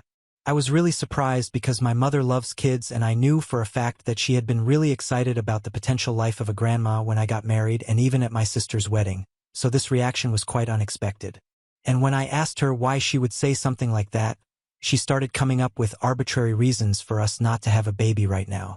She told us that it would be financially straining for us and even said that since both of us were quite career-oriented, it would be troublesome for us to decide who would stay home with the baby when both of us had to go back to work. I told her that we had already thought about those things and we had enough savings to take care of a baby now since we have been working for a really long time, and it's not like we are just winging it at the moment. My wife and I both work in the same company and we do get paid maternity and paternity leave, and also, when we finally do have to go back to work, we figured we would either just hire babysitters or get the family to help out. Neither of those reasons that she was citing seemed like a good enough reason to actually get rid of a pregnancy, and I knew that there was something that she was not telling me. So I kept pushing until she finally told me the truth, and of course it turned out that she was doing all of this for my sister. Apparently, my darling sister had been planning to get pregnant this year too, but unfortunately for her, it hadn't happened yet. She was already quite upset about that, and my mom felt that it wasn't the right time for us to have a baby because if we started our pregnancy journey around the same time as her, it would become quite emotionally draining for her. Here's the deal. My sister and I really don't get along. We used to fight a lot while we were living together, and then I started college and I left home, and it was a huge relief for both of us. And because we don't get along, I don't particularly care what she thinks about certain things, my wife's pregnancy being one of those things. If she can't handle the fact that we are pregnant and she isn't, that sounds like her problem and not something that I have to deal with. But of course, my mom likes making my sister's problems a bigger deal than what they are so that it can eventually become everybody's problem. So I told my mother that it was sad that she hadn't gotten pregnant yet, even though she had apparently been planning to get pregnant. But I'm not going to get rid of my wife's pregnancy just to spare her feelings. That was an insane suggestion, and I told her that for her sake, I was going to pretend that she never even said that so that I would still be able to respect her as a member of my family. However, instead of taking it back and letting that go, she decided to double down on it and started telling me that my sister had actually been planning to get pregnant for a really long time and she and her husband had been trying but it just hadn't been working out for them. The news of my wife's pregnancy was just going to break her, so I needed to be mindful of her feelings and not go through with this pregnancy because it would simply break the family into two. The most concerning part of all of this was that she actually thought that this was a valid suggestion that I should get rid of my wife's pregnancy just because my sister would feel hurt. I knew that there was no point in arguing with her, so I decided to just say, okay. And then I hung up. But that was just because I did not want to take that conversation further. I did not actually have any intention of doing what she said. After saying that, I blocked her everywhere and I even told my father what had happened. So he apologized to me on my mom's behalf and told me that he would make sure that she did not try to contact me again. So that was how you dealt with the situation. And since then, my dad has stayed true to his promise and has made sure that my mom did not contact me after that. For the past 4 months, we have not been on speaking terms and life has been pretty peaceful. But then we decided to make a public post on social media announcing our pregnancy because we thought that it was finally time, and that's how my sister found out. I don't regret making the post because we wanted to share our happiness with everyone, and so we did. If that made my sister upset, tough luck for her. And I know that it did make her upset because a couple of days ago, she and my mother decided to show up at my house to talk about our family and how we were going to go ahead after everything that had happened. If I'm being honest, I had never considered my sister part of my family because she had never behaved that way with me. Like I said, she and I were never very close, and after we left home and started living separately, there was nothing forcing us to keep in touch with each other, and so we did not stay involved in each other's lives. The only time we met each other was at parties on the holidays, and we did invite each other to our weddings, but that was just out of a sense of obligation. And I was very upfront about all of this. So I told my sister that I really don't consider her close or a part of my family, so there was no reason that I thought it was important for me to mention that my wife was pregnant. I also knew for a fact that had it been her who got pregnant first, she never would have bothered to tell me about it first, and I would have also found out on social media whenever she finally decided to post it. As for my mother, I told her that she had made her bed, and now she had to lie in it, because what she had said to me when I decided to share the news of our pregnancy with her was horrifying, and I did not want to entertain negativity like that in my life. I told them that right now, even if they were here to apologize to me and make things right, it would take me some time to process everything, and I wasn't just going to forgive them then and there and give them a second chance. I was very brutally honest with them because I did not have the patience to deal with them at the time. And after I was done talking, my sister broke down and started sobbing in the living room. That came as a bit of a shock to me because I really did not think that this would hit her so hard since we had never been close. And I really don't know why she would even expect me to be all fake and sweet with her. My mom consoled her, and she was the one who told me that recently, after planning and trying for a baby for almost a year and a half, they had to come to the conclusion that she was dealing with infertility. The doctors could not find a cause as to why she couldn't get pregnant, and they just had to wait it out, which was quite disappointing because she was ready to become a mother in her head. It was just not possible for her to become a mother physically at the moment. She had been shattered after she found out, which had happened a couple of weeks ago, and then I had posted about my wife's pregnancy that had made her even more upset on 2 accounts. The first reason was that she was unable to get pregnant even after trying, and here we were celebrating our first pregnancy. Of course, it made her feel a bit bitter and resentful. And the second reason was that she had to find out about her own brother's fatherhood from social media, since I hadn't contacted her in person to tell her about it. It made her realize how we had drifted apart because of our personal differences, and now she wanted to try and fix things. I went a bit soft after that, but I still managed to stand my ground. I told her that I appreciated the fact that she had come all the way here to fix things with me, but I still needed some time to process these things and decide whether I wanted to give our relationship a try or not.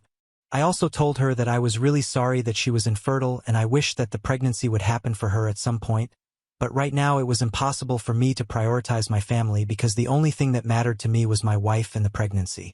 Everything else could be dealt with later, and I did not have the emotional bandwidth to deal with my sister and my mom at the time. So I requested them to leave and I told them that I would think things over and contact them in a while, but for now I thought that it would be for the best to just let things be the way they had been for the past many years. I thought that I was being fair enough because I really did not have the capacity to deal with the two of them since I knew for a fact that there was a lot of friction between us and I just wasn't in the mood to pretend that everything was fine and happy. Even if they had apologized, what my mother had said was horrifying and my sister had also been really distant from me for the past couple of years. So it would take a lot of hard work for us to fix our relationship and I was not willing to put in that work at the moment, especially given the fact that my wife was pregnant and I wanted to prioritize her. So I think it should have been a given, but the two of them got offended at that and started calling me selfish and said that I was being narcissistic by refusing to forgive them and pretending to be too busy for them. To be frank, the reason that I wanted them to leave quickly was because that day I had to take my wife to the doctor for a regular checkup and I didn't want to get late. So I wasn't just pretending to be too busy, I actually was too busy for them. When they got offended, it really ticked me off as well because I really didn't think that I had said anything to make them act like that. I thought I was being perfectly reasonable and I had been quite polite to them as well, and by picking a fight with me at that moment, they were also delaying me for the doctor's appointment for my wife. So I didn't even want to argue with them. I just kept asking them to leave and I did not even deny anything that they were accusing me of, even though I really didn't think that I was being selfish. But then they said that they had only wanted to be a part of my child's life. But now, because of my disgustingly selfish and self-important behavior, my child would be deprived of an aunt's and a grandmother's love. My sister told me that I was doing a disservice not just to my wife but also to my future kids by declining to forgive them and trying to give our relationship a second chance because of my massive ego. The implication that I was going to do anything that was not good for my kid was really insulting, and that was the point at which I got offended and I told her off instantly. First and foremost, I really did not think that their involvement in my child's life was going to make any difference because my baby is going to be loved regardless. And secondly, I really don't think that not allowing them in my child's life is going to be that bad because a couple of months ago, my mother had literally been telling me to get rid of the baby just so that her daughter could have her moment and not be overshadowed by anyone. As for my sister, she has been horrible enough to me in the past for me not to want to forgive her, and now because of the way they reacted, I was even more sure that I was doing the right thing by deciding not to forgive them and not allowing them to be part of my baby's life. Had they been decent and good people with even half a brain, they would have left when I told them that I was not ready to forgive them just yet and that I needed my time to think about things. But they decided to force their decision on me and started making me the bad guy just because they were not ready to accept the fact that they might not be involved in my baby's life, which was their own fault to be honest. After that, the fight started to escalate and my wife had to get involved. Until then, she had stayed in her room because she really did not have the energy to deal with my mom and my sister and the drama that they were causing. So I had asked her to stay out of it because I really did not want her to stress herself out. But everything got so loud and confrontational that eventually she had to come out of her room to request my mom and my sister to leave. And it really made me very upset because the last thing that I had wanted was for my wife to get upset and stressed out, and that's exactly what they had done. I felt really bad for her and I felt extremely angry with my mom and my sister, so I decided to hit back at them once and for all, and I guess I kind of said something that I can't take back, which I feel really bad about. They were shouting at me over my wife's requests to get them to leave, calling me selfish, telling me that I was letting my ego get in the way of a happy family and that my kid would be most unfortunate because of a narcissistic dad like me. And I said that at least I was going to be able to have a kid and I can't say the same for my sister, and I knew for a fact that she had only bothered to come here because she knew that she was infertile and now she wanted a relationship with her future niece or nephew so she could act like a parasite and try to sneak her way into being a mother, which is just pathetic. And to my mother, I said that the only reason she was here was that she wanted to encourage her daughter's delusions, and I told her that she was an even bigger failure at being a mother than my sister because in spite of having 2 kids, she had failed to be there for either of us and all of this was her doing. My statements really shocked them and both of them left immediately afterward, but not before letting out a string of curse words against me. Even my wife was pretty shocked by the things that I had said, and she said that she didn't necessarily disagree with what I said, but at that moment it must have really hurt for them to hear it. Of course, I feel terrible for saying all of that because I'm really not the kind of person who takes joy in hurting other people, but then I feel like I had to say something because they were making me out to be the bad guy and I did not want them to get away with it. So I for retaliating at my mom and my sister by talking about my sister's infertility and telling my mom that she failed to raise both her kids. Date 1. Hey! Thank you everybody who took the time to comment on my post. I had that fight with my mom and my sister about 3 days ago, and since then, the only people that I have spoken to about this are my wife and my father. Both of them are pretty much of the same opinion that what I said was a little harsh and definitely a little extreme, but given the context of what was going on, it was totally justified. I said it in the heat of the moment and it's enough that I feel bad about it, but I don't need to apologize for it because it's not like my mom and my sister have apologized to me for anything that they have said, and they are the ones who were actually responsible for the fight, because if they had just left when I asked them to, none of that would have happened. But they decided to stay on and fight with me and push me to the very edge, which is why I ended up saying those things. It's a huge relief for me that the people who matter the most to me don't think I'm the bad guy for saying those things, even though I do feel bad about saying it. However, since they feel like I don't really need to apologize, I'm not going to be apologizing. After they left, I don't know if my sister had anything to say about me, but I know for a fact that my mom has been ranting about me for days now. Ever since that fight happened, she has been talking my dad's ear off about it, and my dad has been defending me all along, which I'm really grateful for. But it has only made my mom even angrier because she thinks that my dad is encouraging my bad behavior. I don't understand how she doesn't see that it's the exact same thing that she has been doing for my sister forever, and probably the reason why my sister has turned out to be the way she has. She believes that I owe her and my sister a huge apology because they were only trying to be there for me and I villainized them for no reason. It's funny because I feel the same way about them, so I guess it's just her word against mine at this point. Anyway, the bottom line is that they are not going to be receiving any apology from me because they totally got what they deserved. If they had not pushed me, I wouldn't have lashed out at them, and it's as simple as that. Like I said, my only priority is going to be my wife, and I'm going to try and not let these petty things bother me from this point on.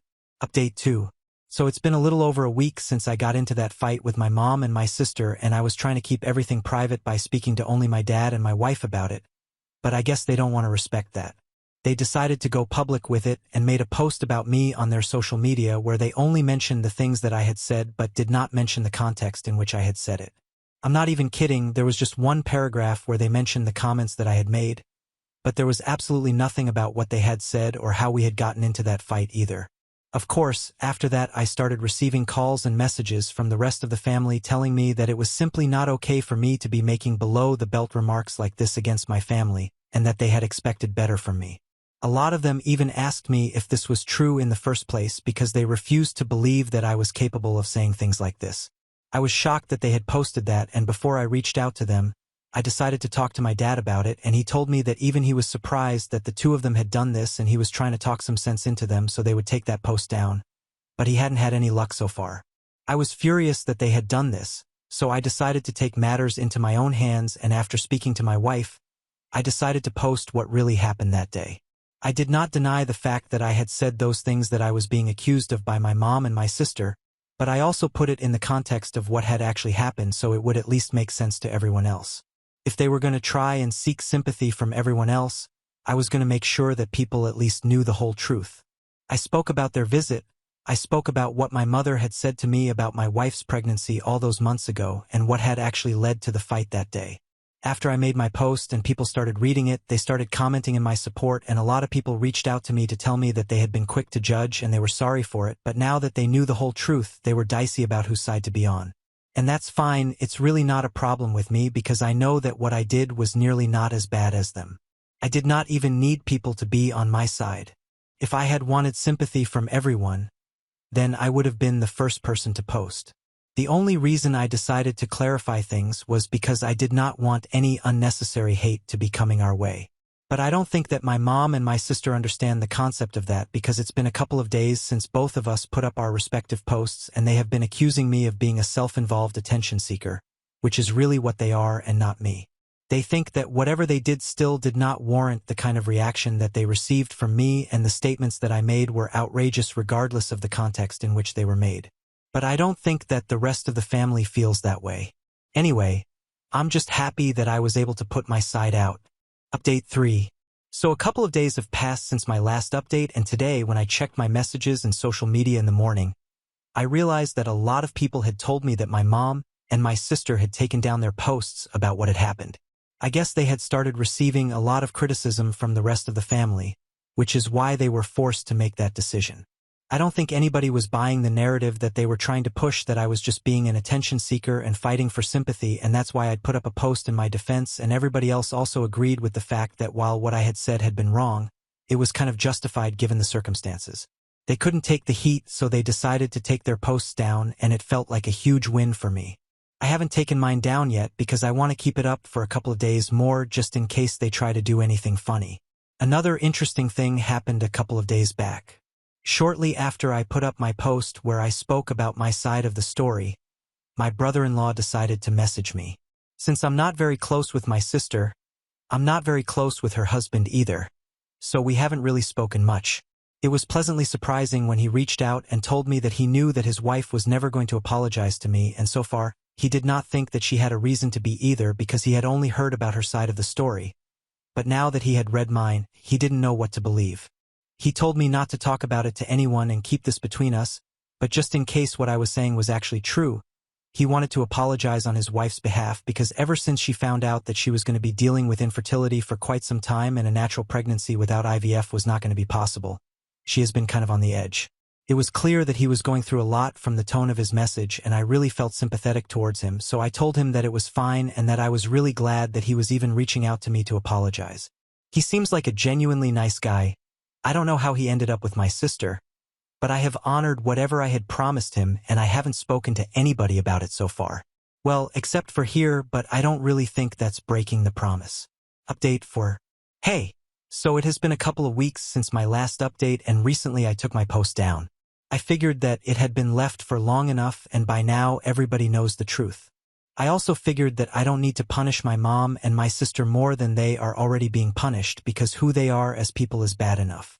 I was speaking to my dad a couple of days ago, and he told me that my sister and her husband are heading for a divorce because ever since she found out that she had fertility issues, she has been acting totally crazy. She had always been excessively pampered and entitled and a little insane, to be honest, but of late it had reached intolerable levels. Apparently, she had become very toxic and her husband had tried his best to tolerate it, but after a recent fight, he was just done.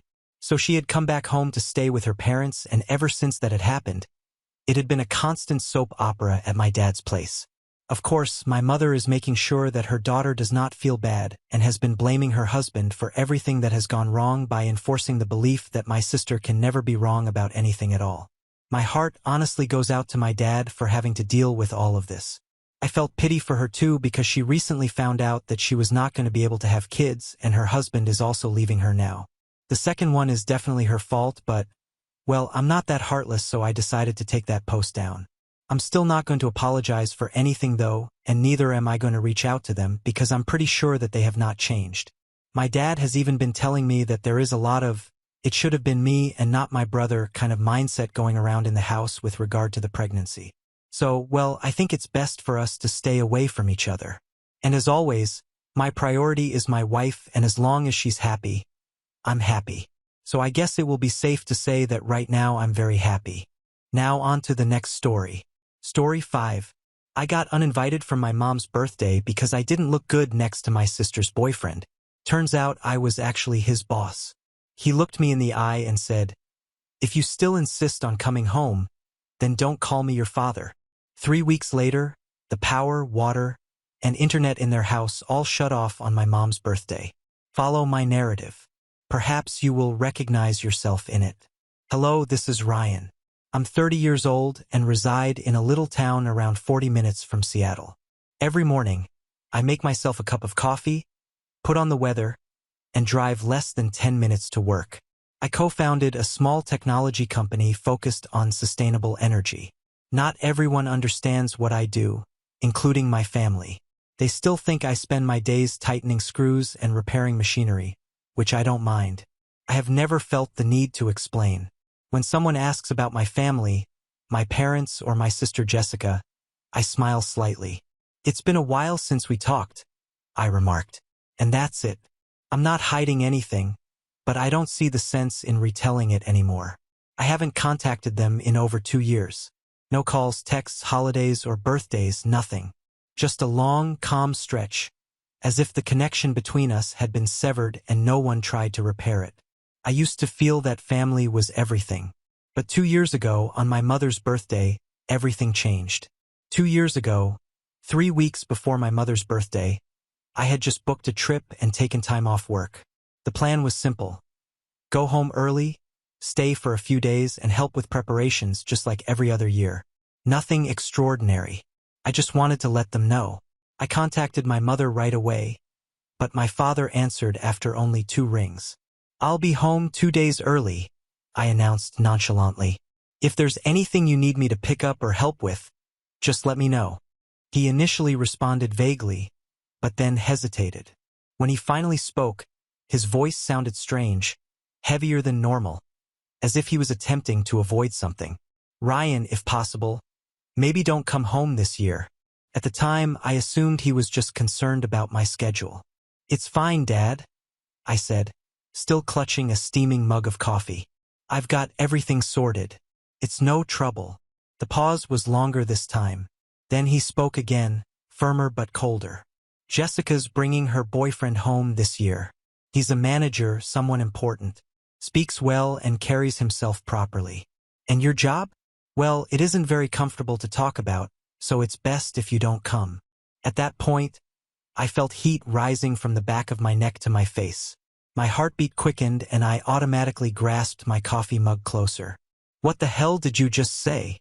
I exclaimed, unable to keep my voice calm. "Are you seriously saying that to me right now?" He didn't dispute it, take it back, or soften. Instead, he responded plainly and sharply.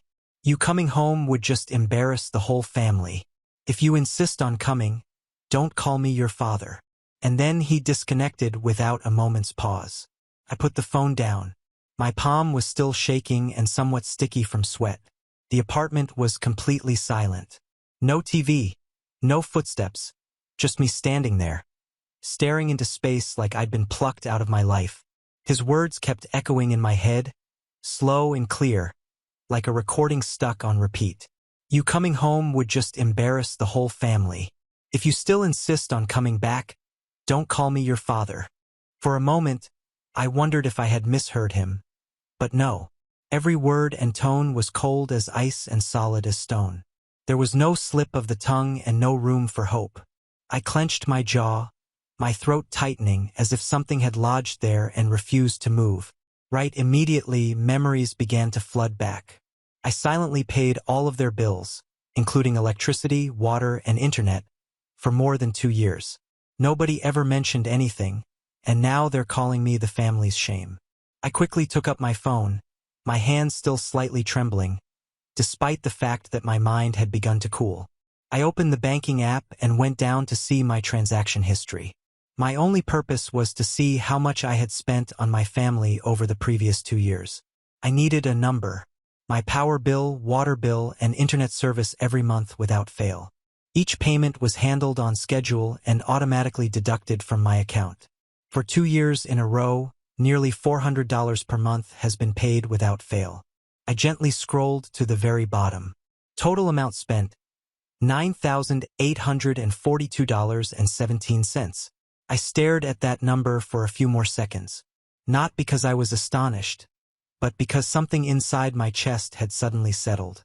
Not grief, not even fury, but just empty space. Nearly $10,000. And now they label me the family's shame. As I glanced at the enormous list of bank transactions, a silent question arose, one that no one in my family had posed in 30 years. Has Jessica ever done as much for our parents as I have?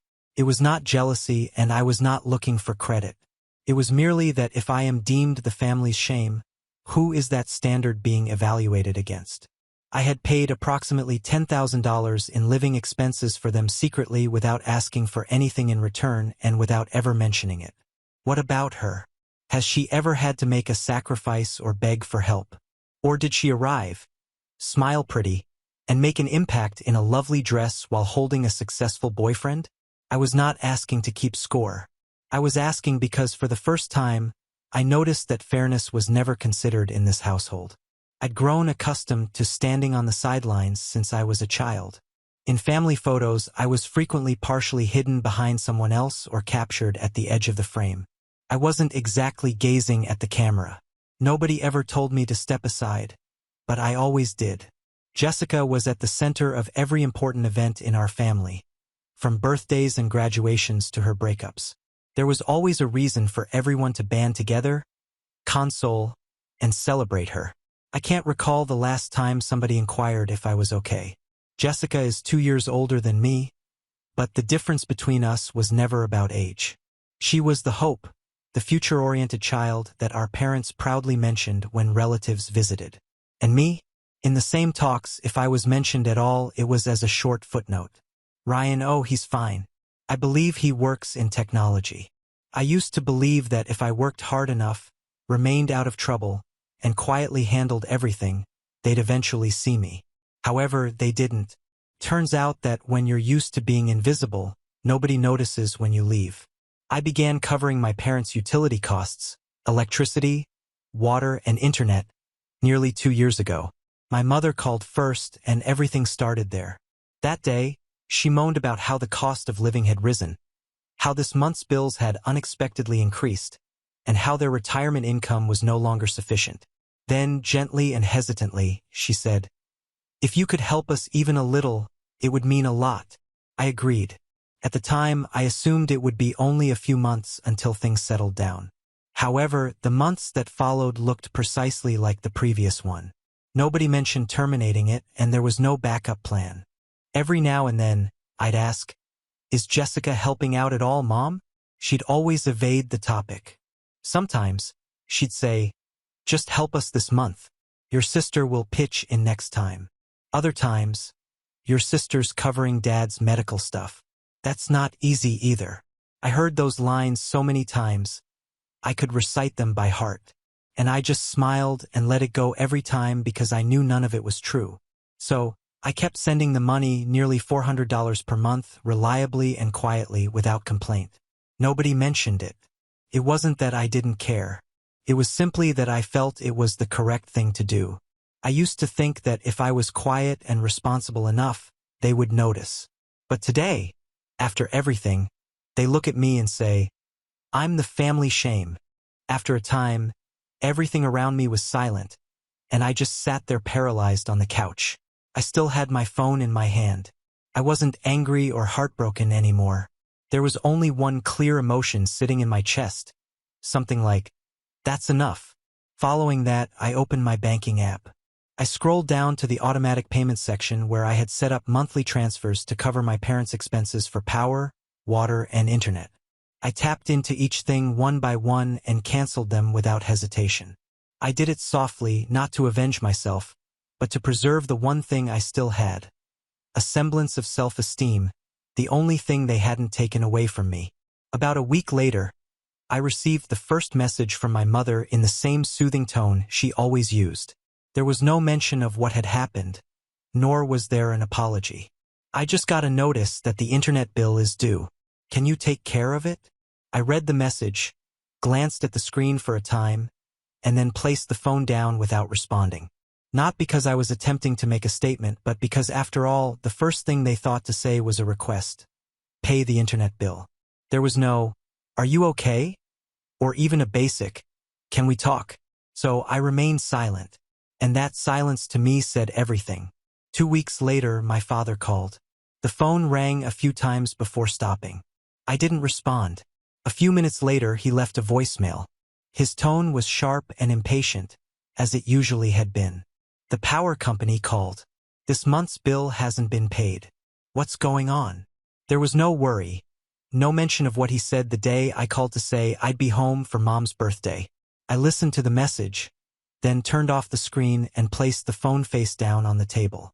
And just like that, I remained silent until my mother's birthday. My mother's birthday was around 3 weeks after my father advised me not to come home. The party went on as normal with her favorite roasted chicken, cake from her favorite bakery, and a few close relatives gathering around the dinner table. Except for me, Everything had been meticulously planned and executed. That afternoon, at precisely 4 p.m., I was sitting in my living room with a cup of coffee that had long since gone cold when my phone chimed. It was my mother calling. I gazed at her name on the screen for a few seconds before putting the phone down. I didn't respond, didn't even think twice. My dad called a few minutes later, followed by Jessica. 3 calls in less than 10 minutes. I let them all go. There is no curiosity, no one to reply. I stayed where I was, leaning lightly against the back of the chair, my gaze fixed on the fogged-up glass. The sky outside was a drab gray. No rain, but cold in that silent, creeping manner that suggests winter has just brushed up against your threshold. The communications began to arrive approximately 10 minutes later. Mom was first. Ryan, the power has been turned off. The entire house is dark. Please pay the bill. I picked up the phone and read her message in silence. There was no anger or surprise, just a calm hollowness creeping through my chest. The type you get when you've spent years caring for a family and you're the only one left to bear the burden. Then my father said, "No water. We can't cook. Handle it now." Following that, Jessica replied, "Internet's down. Guests are arriving. Please fix this urgently." I looked at the clock. 5:12 p.m. I remembered clearly.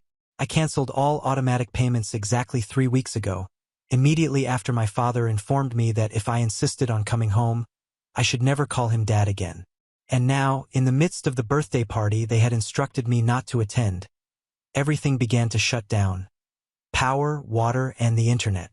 Each one vanished just when they needed it most. I didn't text back or call. I didn't feel the need to explain. I merely sat there carefully rotating the cold coffee cup in my hands, my eyes still fixed on the window as if seeing past all I could see. And in that moment, I realized they weren't phoning because they missed me. They were calling because there was no one left to shoulder their weight. Around 6 p.m., my phone began buzzing again, this time nonstop. Yet it wasn't my parents or Jessica anymore. It was the relatives who only visit on holidays yet feel entitled to pass judgment. The communications arrived in waves. Some people labeled me disrespectful. One remarked openly, "You embarrassed your mother in front of the whole family." Another, more subtle but just as devastating, said, "Your sister was right. People like you shouldn't show up on a happy day." I read through each message without responding. Not because quiet implied agreement, but because I'd grown tired of explaining myself to people who always chose the louder throng above what was right. I was about to put down the phone when the screen lit up again. Aunt Lauren was the only family member who still trusted me. She was calling on video via an ancient app that only she and I still used because we were the only ones who cared enough to look each other in the eyes when it counted. I paused for a bit before answering on the second ring. The first thing I saw was her face, somewhat obscured by the yellow illumination from the kitchen behind her, a location I knew like the back of my hand. Every crack in the wall and every noisy cabinet. But tonight, the room felt different.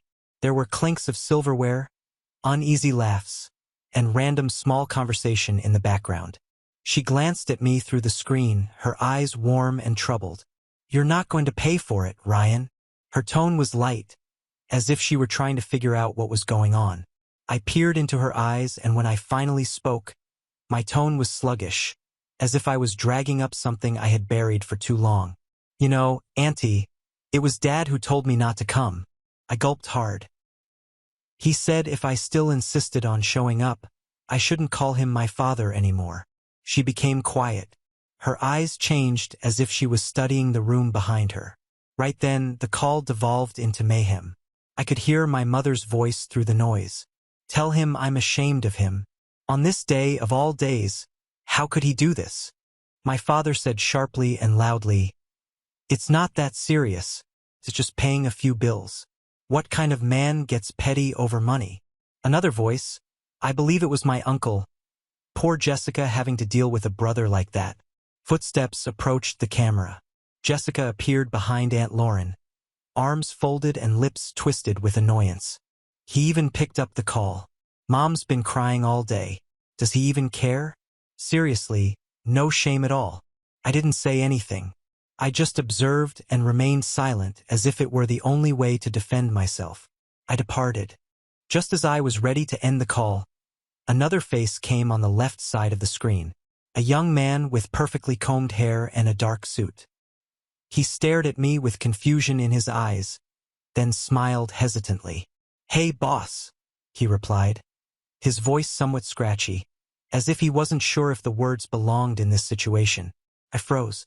My gaze remained fixed on the screen, and I unconsciously grabbed the phone closer. I had not expected this. Not here.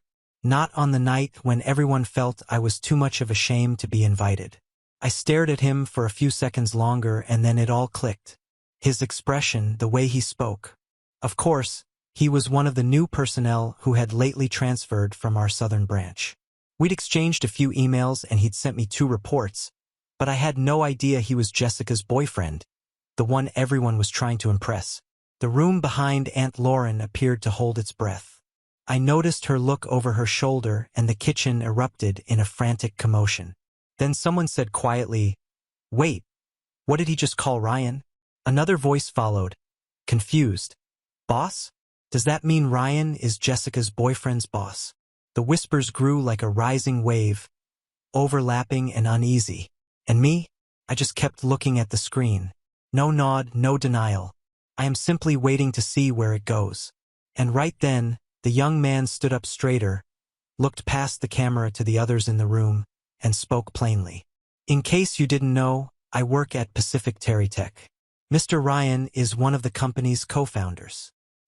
His remarks were crisp and obvious, loud enough to cut through the clatter of dishes and murmuring, and the room fell into an unusual quiet. It's not awkward, simply stunned. I still did not say anything. I pushed my lips together and gave a soft nod of confirmation.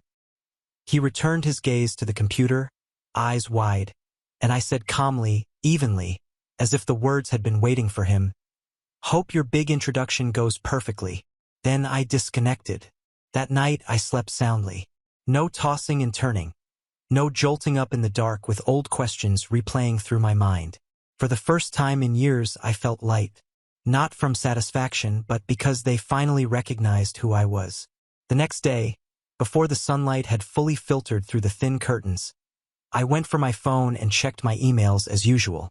A few meeting reminders, a couple of accounting comments, and then I noticed a name I didn't recognize in the from field, Hudson Kane.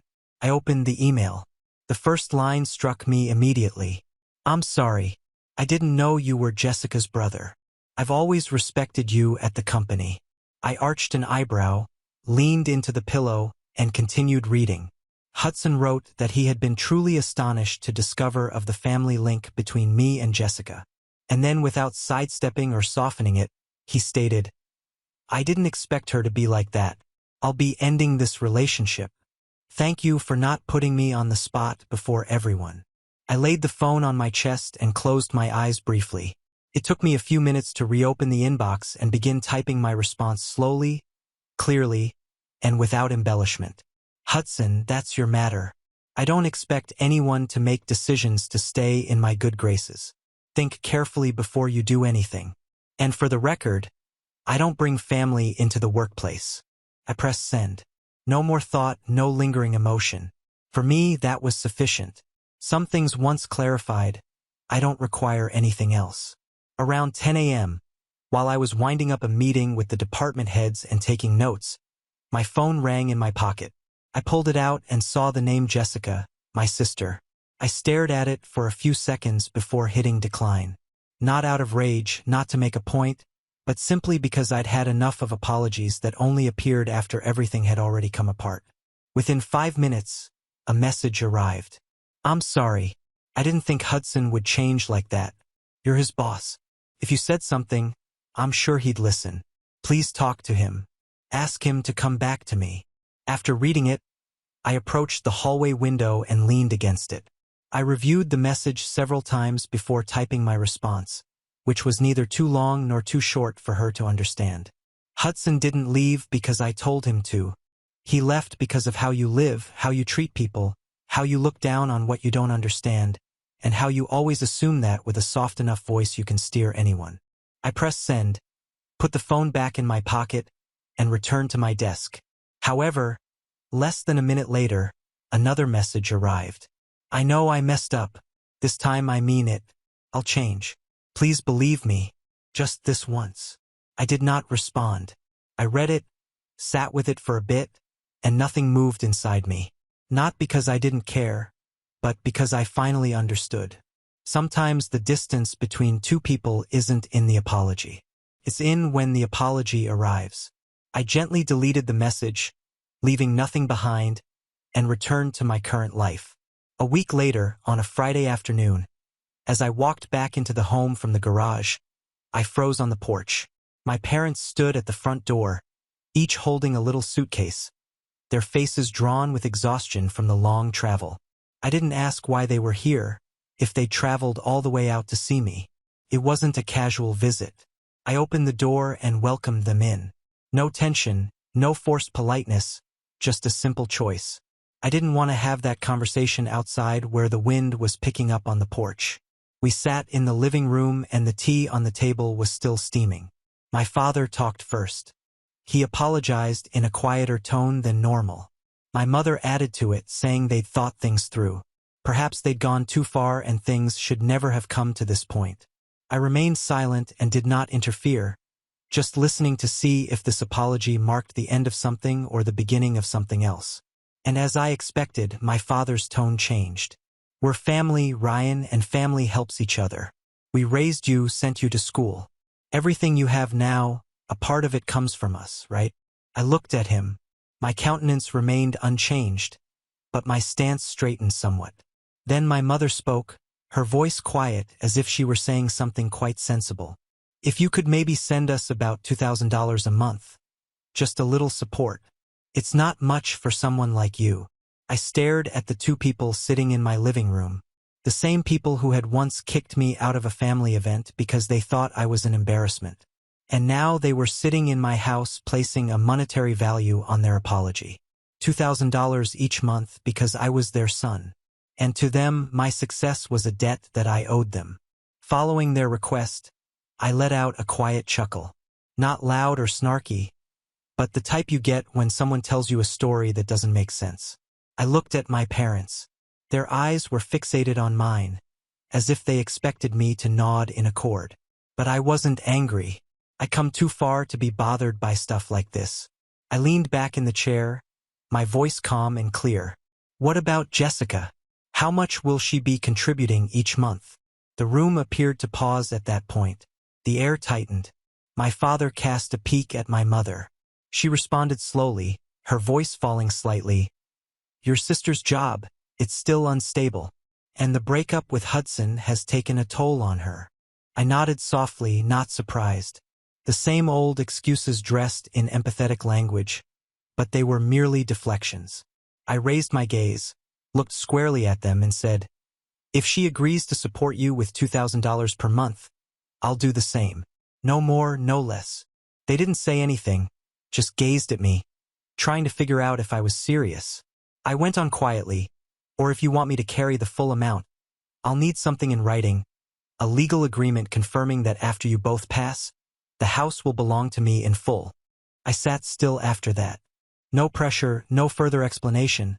Just waited to see how they'd react now that, for the first time, I was establishing the terms for something they'd always felt was my responsibility. As soon as I finished speaking, the audience fell into a deep, dense quiet. My father suddenly rose to his feet. He smashed his palm down on the hardwood table, tipping the teacup over and pouring its contents down the side. His shout echoed around the room, his chest rising and falling in fury. You're setting conditions for your parents. We raised you for over 20 years, and now you want to nickel and dime us like this. What kind of life are you living? Huh. He was shouting so loudly that I wasn't surprised if the folks next door heard everything. I didn't move or flinch. I just sat there, hands resting on the chair's armrests, gaze fixed on him, not cold, but no longer gentle. I waited for him to finish before standing up carefully.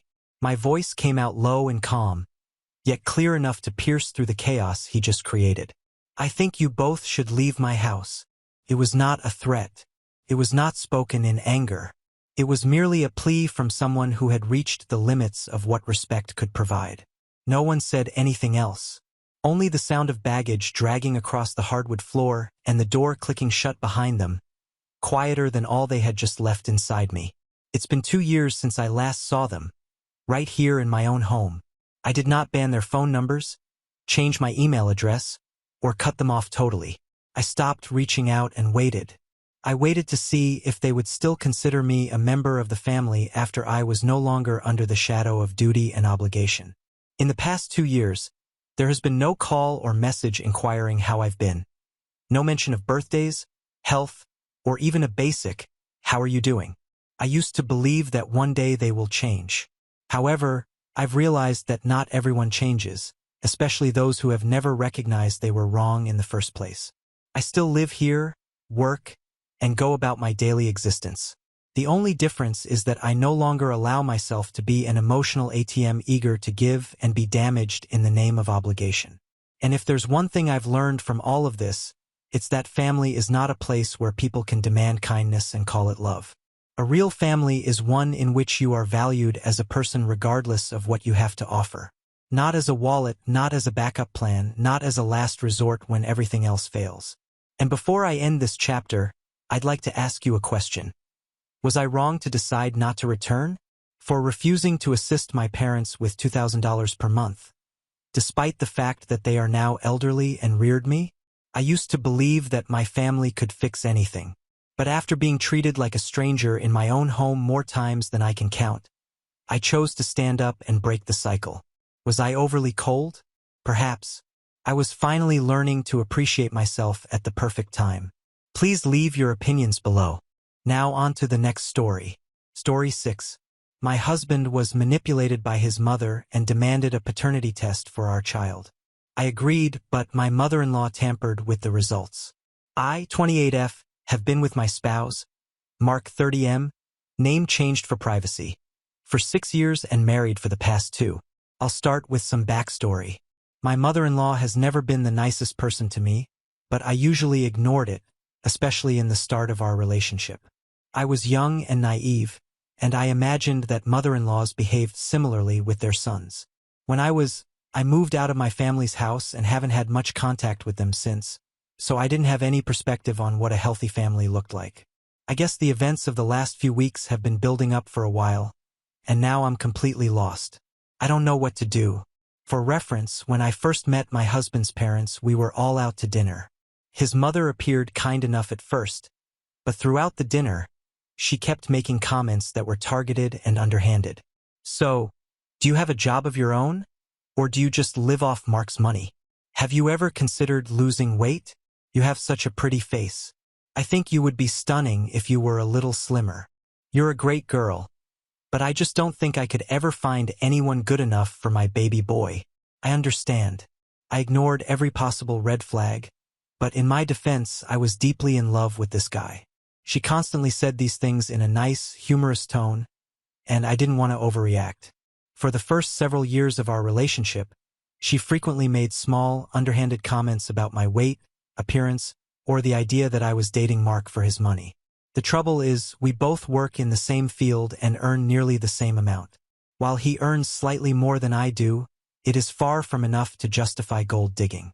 At first, the things she said bothered me, so I took them up with Mark. He repeatedly told her to quit making comments like that, but because it was never anything excessive, he dismissed them, stating that because he is her only kid, Mom is a little clingy.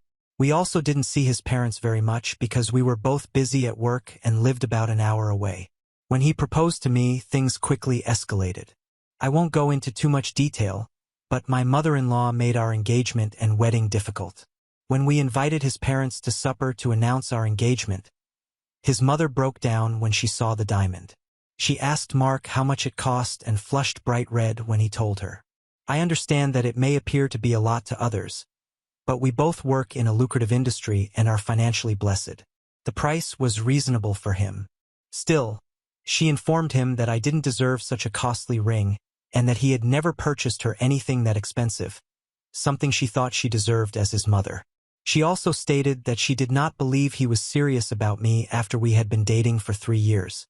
Mark urged her not to be crazy and left it at that, but supper was destroyed, and everyone left shortly thereafter. His mother did not speak to him for 3 weeks after that. Later, she sent him an apology, stating she was afraid of losing her little man. During the wedding planning, my mother-in-law attempted to tamper with the guest list and vendors, and yes, she wore a white dress to my wedding. Mark supported me throughout this. We had passwords for all of the vendors, and he had his mom change them. Our first year of marriage was wonderful. We wanted to have a family and started trying for a baby right away. However, everything changed when I became pregnant at the end of last year. We surprised my in-laws at their house with a small gift basket including champagne, chocolate, and a tiny plaque that read Grandma. When they opened it and realized what was going on, my mother-in-law looked at me and said, "You sure it's my baby Mark's, right?" I was astonished, but she smiled and behaved as if it were a joke, and the evening went on. That's when she started making a lot of comments about my weight. "You've really put on a few pounds, haven't you? Be careful, or your husband's eyes might start to wander. I stayed thin during my whole pregnancy with Mark. You should really stop being so lazy and put effort into looking good for my baby Mark." She also mentioned women she knew who had misidentified another man's child as their husband's. It always felt like she was after me. She even joked about how she wished I wouldn't do something like that, implying that I cheated. I despised these statements and constantly requested her not to make them. She would dismiss it, adding, "You take things too seriously. Can't you take a joke?" Then she brought up Lauren, 30F, Mark's ex from high school. She would talk about Lauren's skinny and petite figure and how she matched Mark better because they were both athletic. These comments, along with pregnancy hormones, caused me to cry several times. At first, Mark would yell at his mother to stop talking to me in that manner, which only irritated her more. But about the 4th or 5th month, he became distant. He started visiting his mother more frequently without me and would come over on weekends, even when I begged him to remain because I was sick or in agony. Around my 5th month, he stopped kissing me goodbye in the mornings before work, hugging or caressing me at home, and expressing no emotion at all. I was completely confused, but whenever I asked him what was wrong, he became irritated and told me I was acting clingy and annoying or that he was just tired. He even indicated that I was acting crazy due to my pregnancy hormones. I let it go and tried to concentrate on myself and my kid, but I was sure my mother-in-law was bugging him about it. When my baby was born 1 month ago, my mother-in-law insisted on being present in the delivery room. I didn't want her there, but Mark claimed if I didn't allow her to come, he wouldn't be there for me either. At this point, I was so emotionally and physically weary that I caved in and let her stay. Although my labor was long and complicated, holding my kid was the sweetest moment of my life. I'd do it all again for him. Then, just after they cleaned him up and returned him to me, Mark went to me and said, "I want a paternity test." I was shocked. I assumed it was a prank at first, but he was serious. I was really perplexed and kept asking why. I'd never cheated on anyone or given him cause to believe I had. My job was remote and he had to go into the office, so I was practically constantly at home. My pregnancy was very challenging. Therefore, I didn't have the opportunity or time to have an affair. He kept stressing that he wanted to be sure the baby was his and that he didn't want to pay for some other man's child. Hearing him say such things about our baby broke my heart. I consented to take the paternity test because I had nothing to conceal. 3 weeks ago, we received the results. As you might expect based on the headline, the results were negative. I thought there had to be a mistake, but Mark refused to even look at me. He packed his belongings and left for his mother's place, leaving me home alone with a 2-week-old newborn. I called repeatedly, but he didn't answer. I texted him saying there had to be a mistake and suggesting another test, but he did not respond. He eventually called me 1 week ago. By this point, I was a wreck, and all I needed was help with my baby. Instead of offering any comfort, he remarked, "My mother was correct. I can't believe I married a woman like you." That's when everything clicked. What did he mean when he said his mom was right? At that point, I was certain she had told him lies about me having an affair, being immoral, or something equally ridiculous. I decided to phone my mother-in-law yesterday because Mark no longer responded to my messages. When she answered, I told her I needed to speak with Mark, and that he couldn't just abandon me with a 1-week-old kid after all of the issues I experienced throughout pregnancy and labor. She smiled and told me he wasn't home and that I earned what I received. That was it. I was finished. I was done with the entire family. By this time, I had my baby to think about, and I was not going to let them walk all over him like they had done to me. I was not going to put up with my mother-in-law's nonsense longer. I replied, I don't know what you think of me, but I never cheated. The test was wrong. That was the turning point. She laughed again and informed me that she already knew. Then she acknowledged that she had submitted the incorrect sample to ensure that the results were negative because, in her words, I did not deserve her kid, Mark. She refused to let me baby trap him. She went even further. He will never believe you or put some woman over his own mother, so just let it go. I was stunned for a minute. I was unable to answer. Then she went on a big rant about how she always wanted Mark to be with someone good enough for him, someone who matched him in appearance. She mentioned Lauren again, stating how much she missed her and how Mark should recognize that she was the one he was meant to be with. The paternity test was simply a ploy to encourage him to leave me so she could find him a suitable companion. I hung up. Since then, I've been numb. I can't believe a real grown-up would act like this. That gets me to where I am now. I texted Mark right after and told him what she had said. I advised him to ask her himself. I'm not sure where to proceed from here. Should I have another paternity test? I'm thinking of hiring a lawyer, but I don't want to make things any more complicated. Should I even take him back if he decides he wants to return? Any advice would be greatly appreciated. Update 1. Quick update for everyone who asked. First and foremost, thank you to everyone who responded and offered suggestions. I honestly didn't anticipate so many people to see this. I went to bed last night after finishing this post and awoke to 900 comments. I read them all, but I won't be able to respond to everyone, so I'll answer a few questions here. As I mentioned in my essay, I am not connected to my family and have not spoken to my parents in years. They did not attend my wedding, and I do not believe they are aware of or concerned about my baby. My family is from Minnesota, but I came to the East Coast after leaving my parents' house. I supported myself through school and college by working various jobs. Met Mark in college and have been working remotely since. I don't have many friends locally, and my family is out of the question. I'll call my coworker Katie, F., who lives close, and we occasionally text. I informed Katie a little about what was going on, and she was kind enough to offer to come over and support me. When she arrived at my place, I was a wreck. I hadn't showered in a week, the house was a mess, and my 2-week-old newborn was wailing in my arms. I burst into tears because I was so relieved to see her, which was awkward because we weren't even close, but she was incredible. She inquired what was going on, and I couldn't even explain, so I just showed her the original post. Katie has been a sweetheart.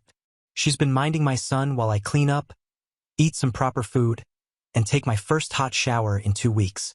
She's also been a rock for me right now and is outraged on my behalf. To be honest, it feels great to finally have someone on my side. That's it for now. Several of you inquired about my father-in-law.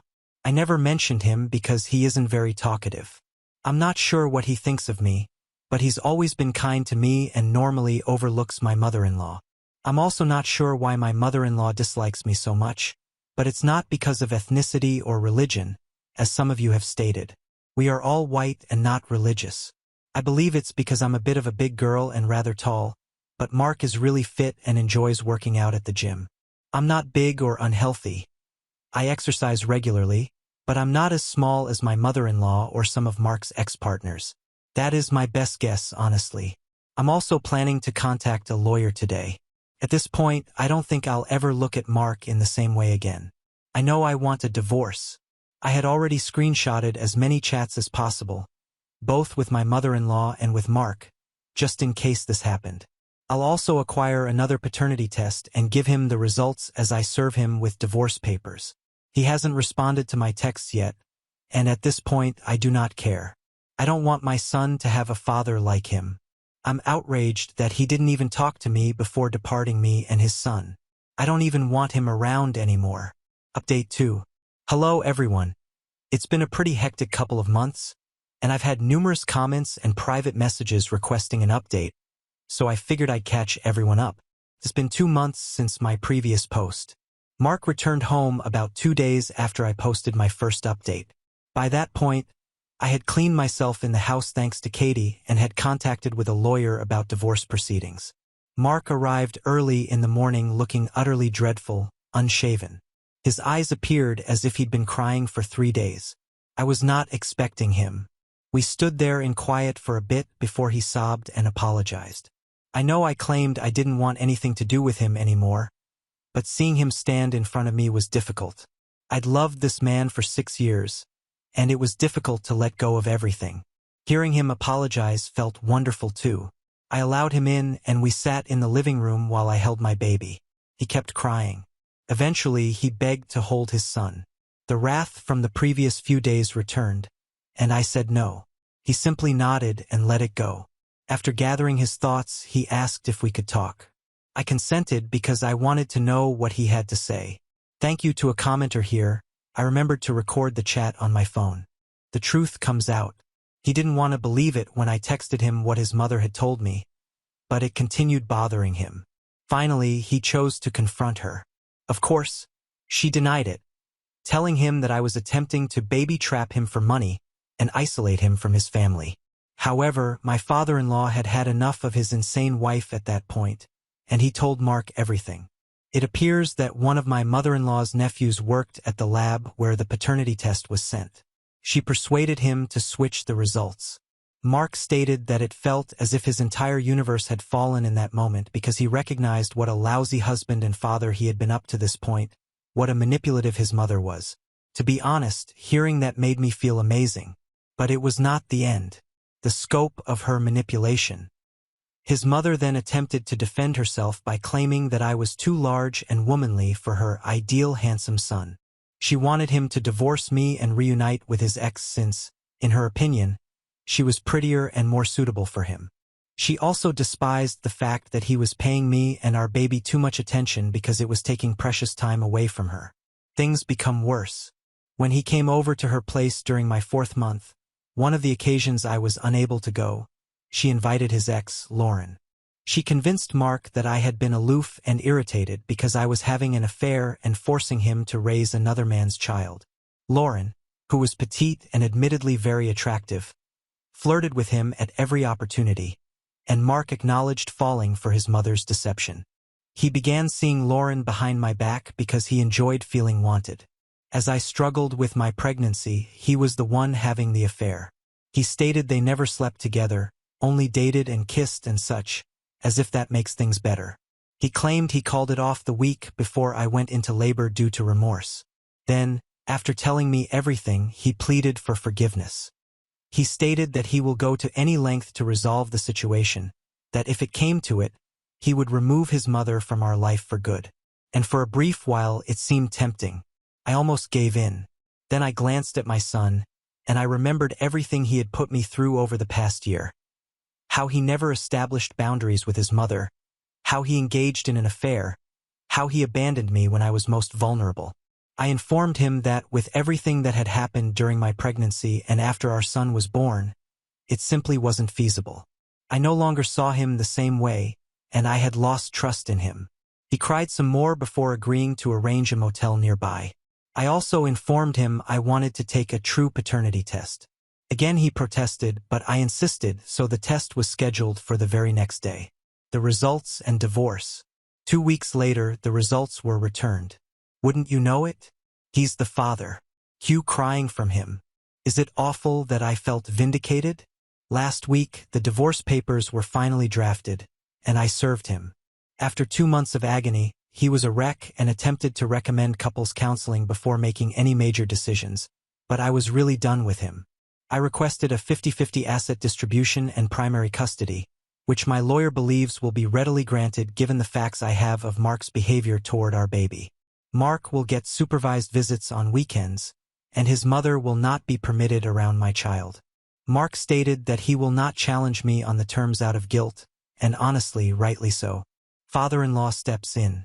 My father-in-law contacted me the day Mark was served to apologize for not stepping in sooner. I forgive him. From what I've heard, he's always been a laid-back man. And Mark has also stated that he is likely to leave his wife. What about my mother-in-law? I don't know anything about her anymore. She's been blocked since the day Mark arrived at my door. Moving forward, I'll be moving out of our flat. While I am heartbroken and overwhelmed by how my marriage ended, I am also hopeful for the future. So that's what's been going on recently. I probably won't update for a bit. It's time to focus on myself and my son. I'd simply like to thank everyone who offered advice and support. I'm quite appreciative. I probably wouldn't have gotten this far without it. Update 3.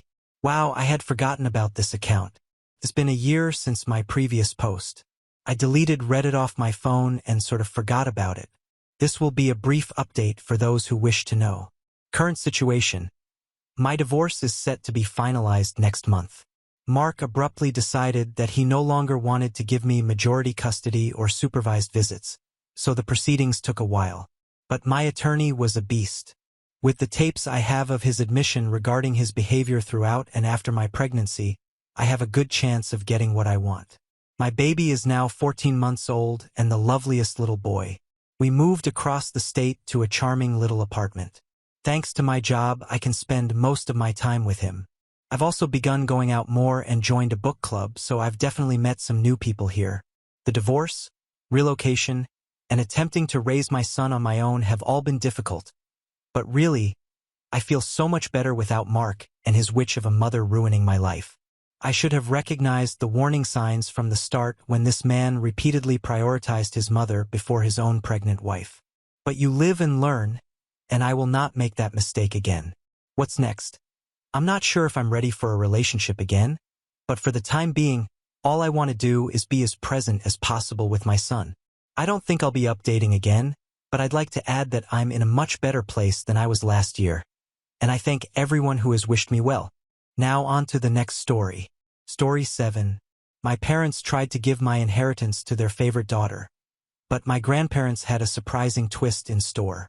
Male, 28 years old, comes from a family with a convoluted and long history of favoritism. My younger sister, Amy, 25, has always been preferred by my parents, especially Dad, over me. Starting in our childhood, this partiality only got worse as we grew up. Amy was the golden child from my earliest memories. Our parents threw her an elaborate birthday party including professional face painters, a bouncy castle, and a petting zoo when I was 5 and she was 2. I had a store-bought cake and a little family supper for my birthday that same year. This helped to define the tone for years to come. The differences became clearer as we aged. Amy always received the newest toys, the greatest clothes, and most attention. I recall saving months of allowance for a new bike when I was 10 years old. Amy wanted one too, hence she had a fit when she saw it. Rather than educating her about waiting or saving, my parents went right out and got her an even nicer bike than mine. Another arena where the bias was evident was school. Amy's parents attended all of her school functions while they usually missed mine. I took front stage in the school play in 4th grade. I practiced for weeks, driven by great enthusiasm. My parents arrived an hour late on the night of the play, therefore missing my major scene. They were consoling Amy after she complained of a stomach ache. She was good later on. They had simply lost count of time playing with her. Regarding academics, nothing I ever appeared to do seemed sufficient. I joined the math club, often received straight A's in middle school, and even took first place in a regional science fair. Though my parents hardly noticed these successes, they gave Amy a celebratory dinner and purchased her a new phone as encouragement to keep getting better when she scored a B+ on one test in her weakest subject. In particular, high school was difficult. With an eye toward their approval, I put myself into whatever activity I could along with keeping a 4.0 GPA. I was editor of the school newspaper, debate team captain. Amy coasted through school, hardly keeping a C average, and spent much of her time hanging out with friends. I was chosen from our university as one of 2 junior-year applicants to participate in a famous summer program at Harvard. It was such an honor and I felt great. My dad grumbled and moved the topic to Amy's forthcoming dancing performance when I told the news over supper. "At least that's nice," my mother remarked, but she moved on fast. My parents couldn't bring me to the airport on the night I was leaving Harvard as Amy's concert fell on the same day. As they wanted to see Amy perform, I asked the parents of a friend for a ride. Another agonizing experience was the college application process. I worked months on improving my essays, engaged in extracurricular activities, and SAT preparation. Several elite colleges accepted me, and I was given a sizable scholarship to my ideal college. When I told my parents about this at supper, their reaction was barely passable. "That's good, but don't let it run to your head. College isn't everything," my dad advised. "Just remember about us when you're off becoming a big shot," my mother said. On the other hand, my parents were quite understanding when Amy barely passed high school and chose not to attend college. They admired her for knowing herself and for defying social expectations, something they had never done for me. They even paid for her a car as a graduation gift. Emotionally, this persistent favoritism suffered me greatly over my teens and early 20s. I battled anxiety and despair, beginning therapy in college. I came to realize that my parents' actions were not my fault. Years of effort were needed to develop my self-esteem and learn to validate myself rather than depending on my parents' approval. My immediate family did not help me, yet I still managed to lead a decent life. By the time I finished from college with honors, I had a decent job in finance and even purchased my own house by 27 years old. Though my parents aren't, I'm glad of what I've accomplished here. Then here is where the current drama begins. On Dad's side, my grandfather died not too long ago. He left a sizable estate and was a successful businessman who started from nothing. In his will, he split his possessions equally among his grandchildren, including me, Amy, and our cousins, as well as his children, Dad, and his siblings. My portion of the bequest was significant, roughly $500,000. It would have let me invest in my future, pay off my education loans, and perhaps even launch my own company someday. This unanticipated windfall and the chances it could present made me happy. When the will was read, though, my parents clearly became agitated. Later, they drew me aside and said they felt it was unjust I received an equal portion. Amy, who lives in our parents' basement and works part-time at a coffee shop, they said, needed the money more since she was suffering. Though stunned, I attempted to keep cool. I clarified that Grandpa made this decision. They had no say on how he decided. They insisted I should act morally and give Amy my fair part. They became enraged when I turned down and began guilt-tripping me, calling me unappreciative and selfish. Every incident my dad could recall where they had helped me came under discussion. Though I worked part-time to help with finances, he emphasized paying for my medically necessary braces, buying me school supplies, the bare minimum, and allowing me reside at home during college. He conveniently forgot about the car they bought Amy, the many shopping sprees, and the fact they still support her at 25. The matter got rapidly more serious. Acting as the will's executor, my dad chose to handle things himself. Along with her own inheritance, he declared he would be interpreting Grandpa's intentions and give Amy my whole part. He said Grandpa would have wished it if he had known our unique situation. I was broken. This was not only obviously illegal but also a terrible reminder of how little my parents thought of me. Pointing that Grandpa had always treated all his grandchildren equally and that he was aware of our circumstances, I tried to reason with them. Then my mother accused me of speaking ill of the deceased by implying Grandpa would have preferred anything else than what my dad was advocating. I mentioned certain memories of Grandpa pushing my academic and career goals, but my parents brushed off these as misinterpretation. They said Grandpa wanted to make sure Amy was taken care of and had privately voiced worry about her future. They had no response when I asked why he hadn't simply penned the will that way then. Amy, for her part, was awkward about the circumstances but did not voice criticism of our parents. She merely shrugged and said, "Mom and Dad know best." When I tried to chat to her alone, she obviously wasn't going to be much help. Feeling misled and wounded, I asked Grandpa's widow, my paternal grandma, for guidance. Hearing what was happening, she became enraged. She informed me that my parents had no authority to alter the will and that this was exactly not what Grandpa had planned. Grandma sent some material that clarifies the matter. Several years ago, apparently, my parents asked Grandpa to give everything to Amy in his will. Grandpa had steadfastly objected, saying he thought all of his grandchildren should be treated equally. He had even included a stipulation in his will declaring that anyone challenging the equitable distribution would lose their portion. Equipped with this knowledge, I challenged my parents. Grandma's disclosure of their earlier attempt to effect the will startled them. Saying they were only looking out Amy's future helped my dad try to defend it, but I could see the guilt on their faces. Grandmother acted right away. She got in touch with her will's other executor and attorney. She also got in touch with my dad's siblings, who shared her equally strong indignation at what he was attempting.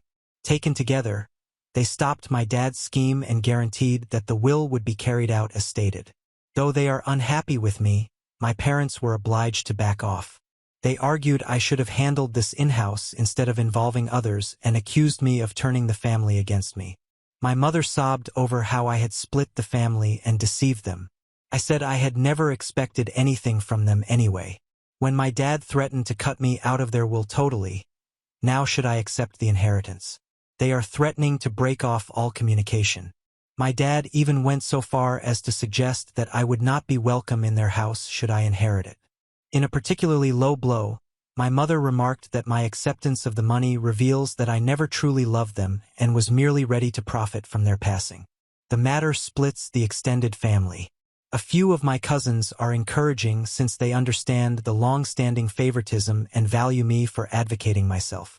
Others believe I should have yielded in order to preserve peace since family harmony comes first over financial considerations. Although my dad's siblings are definitely on my side, this has strained their relationship as well as my parents. Amy finds herself enmeshed in all this. She confided in me privately that although she feels bad and didn't ask for this, she is not ready to challenge our parents.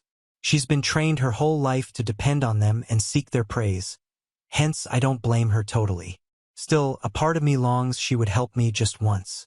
This circumstance has brought out a lot of past suffering and bitterness. I find myself remembering all the times I was passed over or discounted in favor of Amy. The birthday celebrations I missed, the school functions my parents missed, the successes that went unreported. This one occurrence seems to be bringing to a head a lifetime of unfairness. Though the whole affair has caused a great divide in the family, I am keeping my ground and want to take my inheritance as Grandpa meant.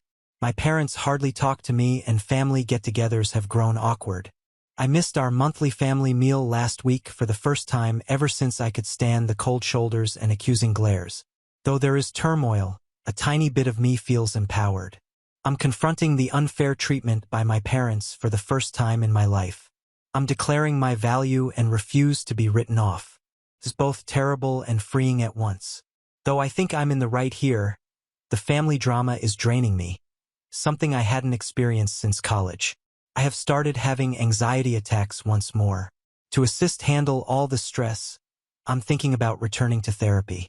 Am I the one who should have refused to comply with my parents' expectations and accepted my inheritance? Should I have simply handed Amy the money to maintain peace? Although I'm bored of being the family scapegoat, I also fear losing my family totally. Any guidance or viewpoint would be much valued. Update 1. Since my first post 6 months ago, a lot has happened. I want to thank everyone for their support and guidance. It truly kept me strong during trying circumstances. Let me start with the legal aspect of things. Many of you advised, and I did see my own attorney. He verified that I had every right to inherit and that what my dad attempted was, in fact, illegal.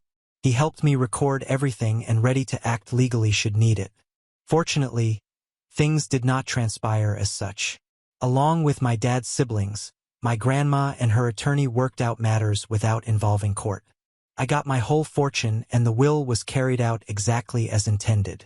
Because of his will manipulation attempts, my dad was removed as an executor. This was a somewhat demanding process spanning several weeks. My parents threatened litigation.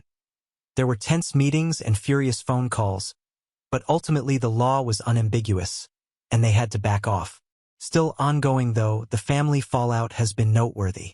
At first, my parents doubled down on their viewpoint. They charged me with being avaricious and neglectful of my sister. They also sought to mobilize other family members against me, disseminating allegations that I had somehow coerced Grandpa into giving me money. Luckily, most of the family saw through their trickery. About 1 month following the will's acceptance, there was one really unpleasant occurrence at a family gathering. My parents showed up unannounced. My aunt was hosting and hadn't asked them to come. They started a scene, starting to shout about how I had taken from Amy and corrupted Grandma against her. My dad became saying I had ruined all these wonderful memories. My mother flung an old photo album squarely at my feet. It was awkward and terrible. It took several relatives to cool things down and persuade my parents to leave. Bless her heart, my grandmother turned out to be my most powerful supporter over all of this. She related tales of how my grandfather had always been pleased of my achievements and how he especially wanted to make sure all his grandchildren had equal chances. She even said Grandpa had maintained a scrapbook of my accomplishments. Newspaper clippings of academic honors, copies of my college acceptance letters, and even the program from that university play my parents had been late for. This insight was sad as well as wonderful. Grandma also volunteered to straighten the records with the wider family. She organized a family gathering excluding my parents, laying out the entire history of my parents' partiality, including events I had long forgotten or never ever heard about. Having someone at last recognize the unfairness I had gone through for years was vindicating, but it also reopened old scars. About my sister, Amy, she at last found her voice in all this. She came to me personally and apologized for not sticking up for me earlier. After some soul-searching and several long talks with our grandmother, she said she thought our parents' preference was improper, but she had been too terrified to confront it. We discussed our childhood and how it influenced both of us in great length and emotional intensity. Amy admitted that being the favorite child wasn't as wonderful as it seemed.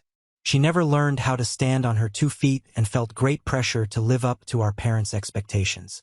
She told tales of times she yearned to accomplish things on her own, but our parents would swoop in and handle everything for her, therefore depriving her of the opportunity to develop and learn from her mistakes.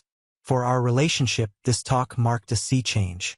We began to mend the sibling link our parents' partiality had broken.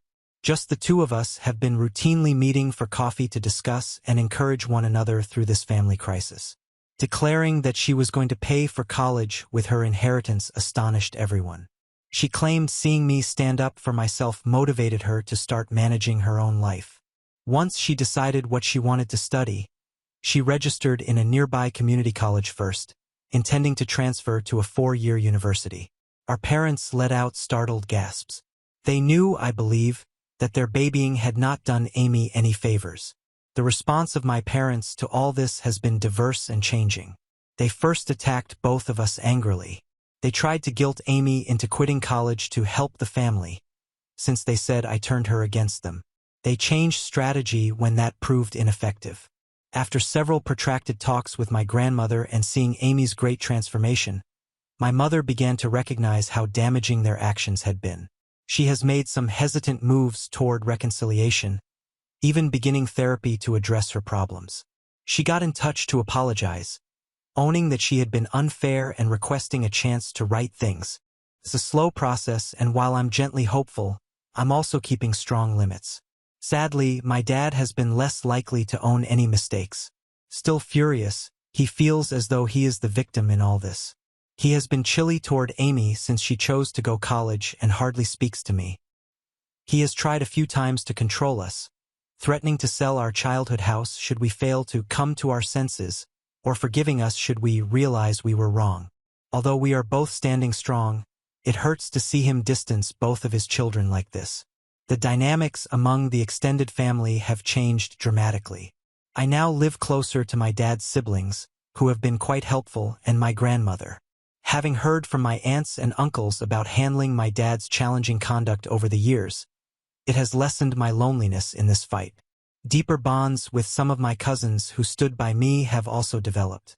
Starting a monthly cousin meal allows us to all catch up free from the drama of the older generations. For myself, I have been making sensible use of my inheritance. Having paid off my college loans, I now feel an amazing degree of financial freedom. Working with a financial advisor, I have assembled a varied investment portfolio. I have also set aside some funds to maybe launch my own company some years forward. Opening a community center with reasonably priced mental health treatments and financial literacy seminars is something I'm investigating. But for me, buying therapy for myself and volunteering to do the same for Amy has been the most significant application of the money. Both of us are learning to set reasonable limits with our parents and are working on healing from our childhood events. Though it's a long road, I already feel as though I'm developing in knowledge and ability to overcome emotional neglect and long-term partiality. This whole process has brought some surprising good improvements into my life. I now know a great deal about establishing limits and defending myself. Though I know I did the right thing, it hasn't been easy, and there are still difficult days. I feel good about myself for resisting guilt and pressure. Among the most unexpected results has been a change in my work path. Dealing with all this family conflict and undergoing therapy has helped me to see my own passion about supporting people who dealing with all this family dysfunction, and doing therapy has helped me to see how driven I am about supporting others who have gone through same family dynamics. Currently thinking about returning to school to specialize in adult children of emotionally immature parents and work as a family therapist. I have also been helping youngsters from challenging family homes at a nearby youth facility. Being able to offer the kind of encouragement and support I wish I had had as a youngster is immensely satisfying. I'm even considering creating a scholarship fund for children from same circumstances using some of my inheritance. My contact with Amy has kept getting better. Once a month, we have a siblings' day when we do something entertaining, just the two of us. Our hiking and picnic last month was the most laid-back and connected we had felt since we were small children. Without our parents' influence, we are gently reconstructing our connection on our own terms. Regarding my parents, things remain tricky. Our relationship has been trying to be rebuilt by my mom. She has been routinely attending therapy and has even begun to see some of the damage her favoritism brought about. We have had a few one-on-one lunches when we have had some honest, though challenging, talks regarding our past and forward direction. Though it's not flawless, improvement is evident. My dad still objects to change. Though he still says he done nothing illegal and that Amy and I should be appreciative, he refuses to be in the same room with me. Hence, he missed several family functions. Though it hurts, I am trying to let go of my need to compel him to see things differently or control his reactions. For both Amy and me, Grandma now serves as a rock. She has been sharing additional tales about our grandfather and his pride of us for advocating for ourselves. She always supports justice and understanding. Thus, she has been a fantastic mediator in family problems. The whole process has imparted a lot of lessons about the actual meaning of family. I've come to see that occasionally the family you select might be more encouraging than the one you were raised in. Along with developing a close-knit circle of friends who have been quite helpful along this journey, I have grown closer to my aunts, uncles, and cousins who stood by me. Setting limits and practicing self-care have also become more crucial to me. I'm growing better at saying no to circumstances that compromise my mental health, and I no longer feel bad about giving my personal well-being top priority. I was so preoccupied with trying to achieve my parents' favor that I had always put off investigating new interests and hobbies. To those in same circumstances, I would wish to advise: don't let someone make you feel bad about getting what is rightly yours, even if it generates controversy. It's reasonable to defend yourself. Though family dynamics might be complex, you are deserving of fair treatment. Remember, you never have too late to begin developing the life you are due. See a therapist if necessary.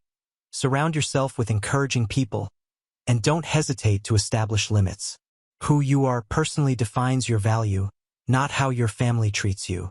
I want to thank each of you once more for your suggestions and encouragement. It meant more than what you would have known during a really trying period.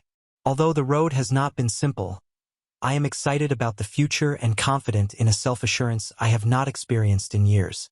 Where this new chapter of my life will lead excites me, and I am resolved to stop the pattern of favoritism and build better relationships in my own future family. Regarding my parents, things remain tricky. Our relationship has been trying to be rebuilt by my mom. She has been routinely attending therapy and has even begun to see some of the damage her favoritism brought about. We have had a few one-on-one lunches when we have had some honest, though challenging talks regarding our past and forward direction. Though it's not flawless, improvement is evident. My dad still objects to change.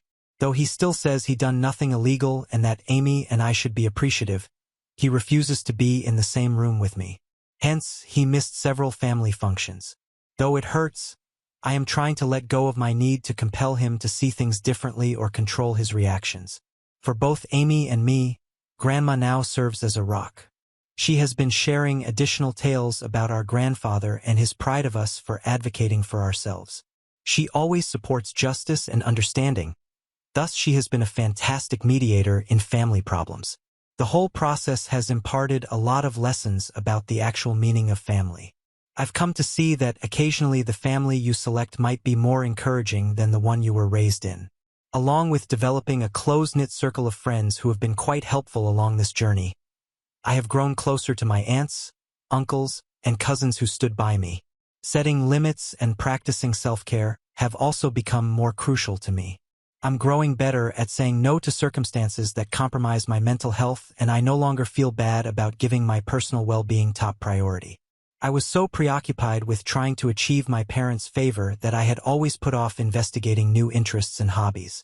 To those in same circumstances, I would wish to advise: don't let someone make you feel bad about getting what is rightly yours, even if it generates controversy.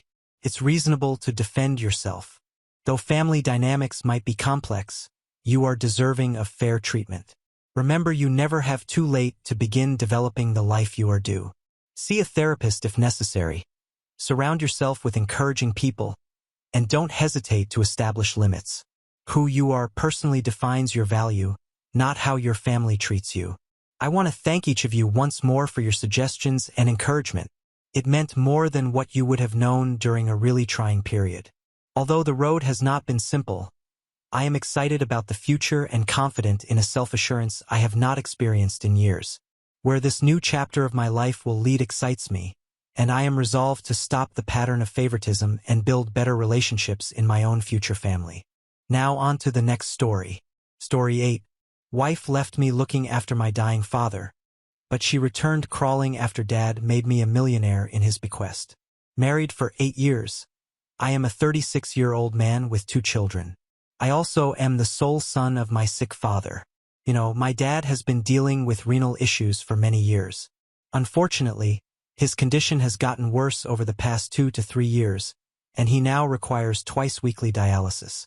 He could drive on his own earlier, but during the past year, he usually asked me to go with him. He is becoming weaker daily as well. I had developed a schedule for myself whereby I would be taking my father for dialysis every time. I do not want to abandon him under this state by himself. He needs to go for dialysis 2 days a week. Hence, I scheduled Saturday and Wednesday. I have Saturday off from work. Hence, it is not a problem. My supervisor gave me permission to go early on Wednesday, and then I worked late into the night after dialysis to make up the missing hours. After 10 years of employment with this organization, my supervisor has viewed me as a dedicated and devoted worker. Hence, giving this particular authorization was not really important to him. Still, the issue started at home with my 34-year-old wife, Ale. She became irate when she learned that I will be taking my dad for dialysis twice a week. She was not happy when I used to take him sometimes, but she never voiced her annoyance directly. She couldn't stop herself now that I had taken up the conscientious responsibility. She claimed that wasting my time on my father was useless, as whatever I did, he would never be impressed by me. Here's a bit of background to this then. My dad runs a merchandise company. He had obtained some reasonable wealth and was rather well off. I was driven about something else. While he wanted me to run his company, I was drawn to technology. Creating software and programming excited me. I thus pursued a software degree after school, whereas Dad wanted me to study administration or business. He was still good with that as long as I was ready to work for his business. But once I graduated, I started working for a well-known IT company. Dad objected to me working for someone else instead of carrying on his legacy. I stalled as he insisted on having me join his company. When Dad asked me one more time whether I wanted to join after my marriage, I answered no. Dad lost it and declared he would donate all of his fortune to charity and that I would not get a penny. I stayed exactly at my choice. You see, I was doing nicely even at that age. At 29, I purchased my own house and a car. Even without his fortune, I felt rather sure I could lead a reasonable existence. I explained to him I could create wealth on my own and I didn't need his money. Our relationship broke down after that. Mom died from heart arrest 5 years ago. For Dad, it was just terrible. I left the house at 17 for college. Then I found work and began living alone. Dad only had Mom as his friend. Losing her would be the most terrible thing he could go through. That is when our relationship was restored. I used to take my children to play with him and started paying regular visits to him. He finally left his company and handed it to a trust to run. My wife never hung around my parents. Ale avoided visiting my mother while she was still living, claiming that she was overly intrusive in our life and that they did not get along. Ale started candidly berating my parents for being nasty and evil when my father declared he would take me off his will. She always intervened, claiming that it would damage our future, particularly our children's. So she stayed out of my connection with my parents. She was not ready to accept that our future, that of our children, was safe regardless of Dad's wealth. Now, considering the existing circumstances, Ale became agitated when she learned I would be accompanying Dad twice a week for dialysis. I tried first to explain to her that Dad only had me. Long ago, he lost his parents. Although he has an elder brother, he lives on the opposite side of the city and hardly visits. Since Mom passed away, Dad has grown quite lonely. In this state, I cannot leave him, but my wife finds this difficult to grasp. She has lately made my life unpleasant. She comes up with some agenda every Saturday, either deep cleaning, throwing a party at the house, outing the kids, or something as little as grocery shopping. She could schedule anything she wanted on Sundays, I said, since on Saturdays I have to pick Dad for dialysis. She then later chastises me for being late or missing them, yet she keeps with her plans. I have to dash to pick up my dad, drive him to the dialysis center, then drop him back home. I then get home to see Ale's sarcasm and outbursts. Not only on Saturdays, she also does the same on Wednesday evenings, late in the evening or at night after dialysis. I had promised my supervisor that I would make up the missed work hours. Ale, though, always has a scheme to annoy me.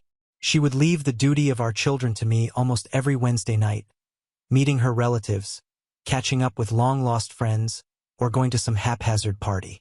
After a busy day at the dialysis center, I have to balance my work, prepare for the children, feed the smaller one, and somehow finish my outstanding chores. My dad advised me several times to let him accompany the nurse to the center, as he notices me always rushing, intensely staring at my watch. I drop him home and hardly wait a second before sprinting back. I ask him to be ready and wait outside before I come, even when we are picking him up. Although Dad has a full-time nurse and caregiver to look after him, I still feel guilty about not spending time with him. His dwelling to the center takes 30 minutes of drive. I used to like talking to him during such a drive in pastimes, remembering the better days. But with Ale's outbursts rising, all I can think about is running back home to shorten the journey time. I most of the time am overspeeding my automobile in traffic, using shortcut lanes and passing other cars. This is the only time I spend with Dad. Hence, I don't want to damage or stop it by asking him to accompany the nurse. As a son, I too have some duties. Simply said, I cannot tolerate this woman anymore. Update 1. It is simply growing worse daily. Not one stone is left unturned by my wife to discourage me from visiting my father. She makes the argument that it is a lost cause. Dad has already taken me out of his will and donated his riches to charity. Hence, there is no use in wasting time and effort for him. I am not sure I understand her. Do we act merely in line with profit and loss? What if someone's parents are impoverished or lack any fortune, given little to contribute? Do their children abandon them? I finally told her she wasn't going to inherit anything from her parents after listening to her outbursts for so many months. Why then does she visit her folks every now and then? She lost it at this. Oh my God. Then declared my parents accomplished a lot more than your selfish father. They helped me in many aspects. They are not like your father who turned on you for not working for his company. You dare compare my parents to yours? My father would have never done that to me. This kind of confrontation happens virtually every Wednesday and Saturday when I get back from dialysis. It is not only a one-time occurrence at my house. With every incident, it gets more intense and ugly. She used to argue with me alone earlier, but right now, I watch her screaming and yelling at me in front of the kids. Not only that, I have heard her disparaging my dad in front of our kids and using them against my dad. I intervened when I heard this, which resulted in still another nasty argument between us. For me, Ail's battles now become a ritual. I sense something is lacking on the days she doesn't fight, just for her to get more hostile the following day. Now I nearly gave up on her. I simply ignore her as though she doesn't exist. I don't yell back or answer her. Apart from what else ought I to do? I cannot give my father up to satisfy her. If he booted me out of his will, it makes no difference. He kicked me due of my own choice. I turned down his offer to work for his company, and he had to turn up his hard-earned company to a trust. It must have demoralized him rather severely. To my dad, that firm was like a baby. He had to donate it to someone else. Having offended him, he had every right to disown me. Sometimes I feel as though my hurting my dad is causing karma to bite me back. Dad, on the other hand, is growing frail. He requires assistance to step down to the automobile. He is hardly able to walk on his own. I used to ask him to drop him off outside the home so I could save time, but right now I'm not bothered about being late. I enter to gently lead him to the car, then drop him off to rest soundly in his bed. He is also having dyspnea, so I walk him as slowly as he requires. I drive deliberately, avoiding overspeeds to maintain his heart rate steady. Getting home late now doesn't bother me. Rushing home was useless if I have to deal with that awful woman. Why not at least make Dad happy? My casual attitude has made things worse. Yesterday, Ail told me I had to decide between her, Dad, or myself. Seeing his condition, it didn't seem like Dad had long left. I attempted to explain to her that Dad wasn't going to be with us forever. Her response was short. In that case, you need to make your choice carefully. Someone who's going to be with you forever, or someone who is going to die soon. This was quite callous. You know what I said to her? I pick my dad, more wisely than you, who is so selfish and nasty to a dying man. She got ready and left her baggage. I also wanted some distance from her, and she needed some time to calm off. I did not stop her. I am tending to the house, my kids, Dad, and my work while she is away. Still, I feel so calmed down and relieved. Actually, her absence helps me to relax. She sent divorce paperwork to me the day before yesterday. Though I was somewhat expecting it, I did not imagine it would happen so quickly. Though surprised, deep down I was glad and relieved. I merely signed the paperwork and returned them. I did not phone her. She obviously didn't want the kids, but surprisingly she didn't ask for custody of them. That was the one stipulation I worried about. She screamed back, "How could you just sign it without calling me and pleading with me?" when she got the documents. Funny, right? Her mother then grabbed the phone and yelled that I should have behaved like a man and attempted to call my wife back into the marriage, rather than merely signing the paperwork. It was funny. Why would I do that? I went along since she wanted a divorce. I could say it was good for me. I got rid of her without a fuss. I also mocked her, pointing out she didn't want her children and even gave them up. She indicated I could have all my possessions, including my 2 children. She did not want any of it. Her mother also mentioned that Ail was still young and did not want children weighing on her shoulders. I answered, "Fine by me. Having my children around me makes me happy. Though it relieves me, I am concerned about my kids. They, especially the younger one, miss their mother.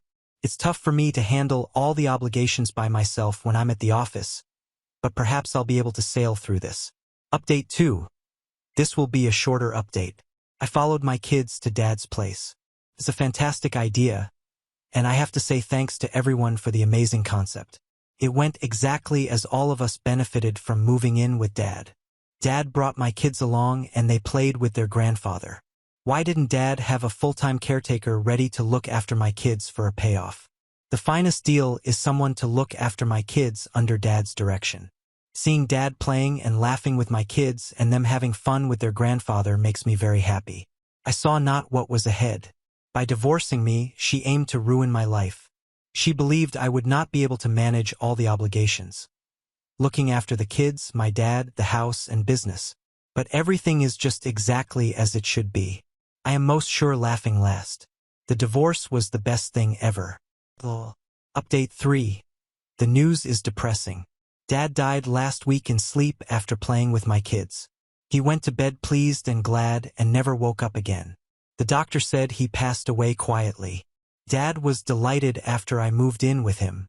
According to the doctor, his nurse, and even his caregiver, this somewhat extended his lifetime. Before I moved in, he was already almost giving up. Losing your only parent is quite difficult, but I'm happy he could live the last few months of his life contentedly. Although my kids are quite depressed to lose him, Dad has taught them solid values. Grandpa used to urge them to embrace reality and go on. Life never pauses for anybody.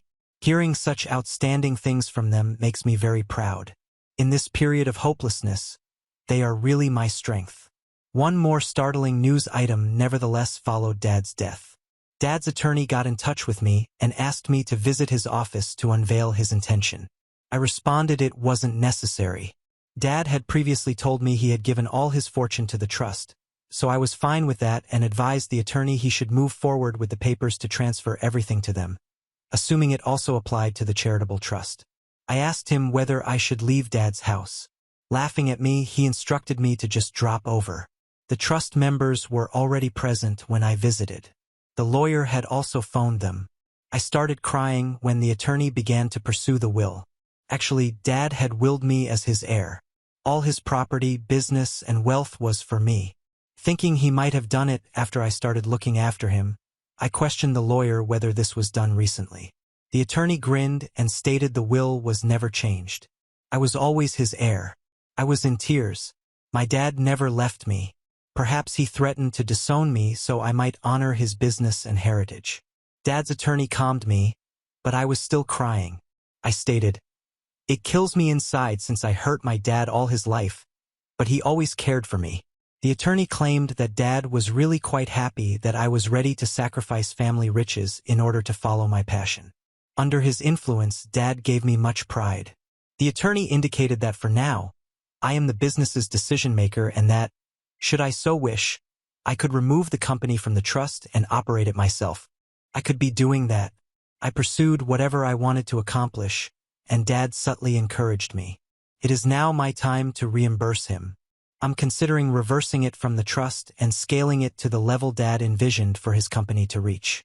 Telling my kids about their grandfather's will when I got home, to be received once my children become 18.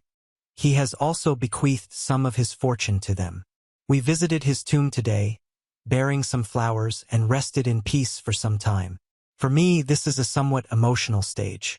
Update 4. You know how quickly ants swarm when they spot sugar candy? I started running Dad's company and other community service projects 1 month following his death. I first resigned from my employment and assumed running of the company. Then, since my kids and I elected to reside at my parents' place, I leased my house. I also desire not to leave this house, since it preserves my childhood memories and they feel linked to their grandpa here. I received numerous guests at my house. Long-lost relatives, acquaintances, and neighbors, after learning I had inherited the $1 million fortune of my father. Still, my ex-wife Ale and her parents were the most unexpected guests. Sobbing, they came inside the house, claiming they would have gone to the funeral, but they didn't know about my father's death. Her parents then praised my dad in all the right ways. Elle kissed the kids and wept over how much she missed them. If she missed them so much, I asked her, why did she not visit them during the past 7 or 8 months? She claimed to have gone to our house but found it locked. What a deception it is, I asked. Weren't you concerned for your kids upon learning the house was locked? Did you not think it essential to get in touch and see whether the children were all right? She gave no response. Let us forget whatever has happened in the past, her parents urged next. The kids will be left by themselves in the house when I'm at work now that my father is dead. It would be better if we reconciled, since they need a mother. At this advice, I laughed in their faces. When she left her children to me, they most needed her. The kids have become used to her absence now. Hence, I do not want her back into my life. She began to weep. Her parents left us by ourselves. She begged for reconciliation while holding my hands. She missed seeing the kids and claimed she loved me. Laughing, I said, "You know what you cherish? The fortune my dad left behind, not me. Here at my door. You and your avaricious parents are here to drain off my money." Using those words for her parents is what they are. Thus, I have no regrets about it. During our divorce, she also called my dad unpleasant and avaricious. I could not have let this woman get 1 penny of my dad's hard-earned money. She became offended when I denigrated her parents. She stated, till now, she was begging me as she loved me, but now she would take what was rightly hers. She didn't ask for any alimony during the divorce, but now she wants half of my dad's fortune, rather half of my wealth. She could do whatever she wanted, I told her. I'll destroy her but not pay her a penny. She fled after mistreating me. I explored this with my attorney regarding her potential prospects. He said few. A year before I inherited anything, the divorce was settled. She couldn't get anything anyway, since the kids were with me. He cautioned me, though, about having her spend time with the kids. She might control them, file for their custody, then later on demand money for their upkeep and all that.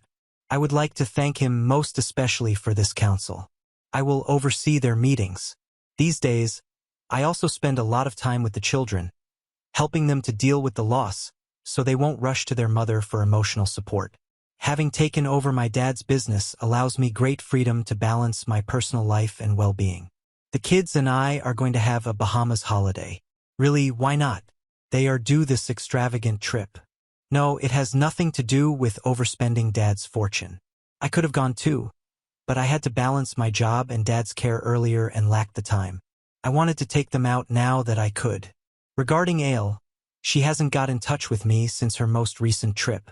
She is probably busy suing me from every lawyer's office, knocking on every one of them. We have reached the end. If you enjoyed this video, please be sure to like and subscribe to the channel for more videos like this, and give us your thoughts about the stories in the comments section. Thank you and see you in the next video.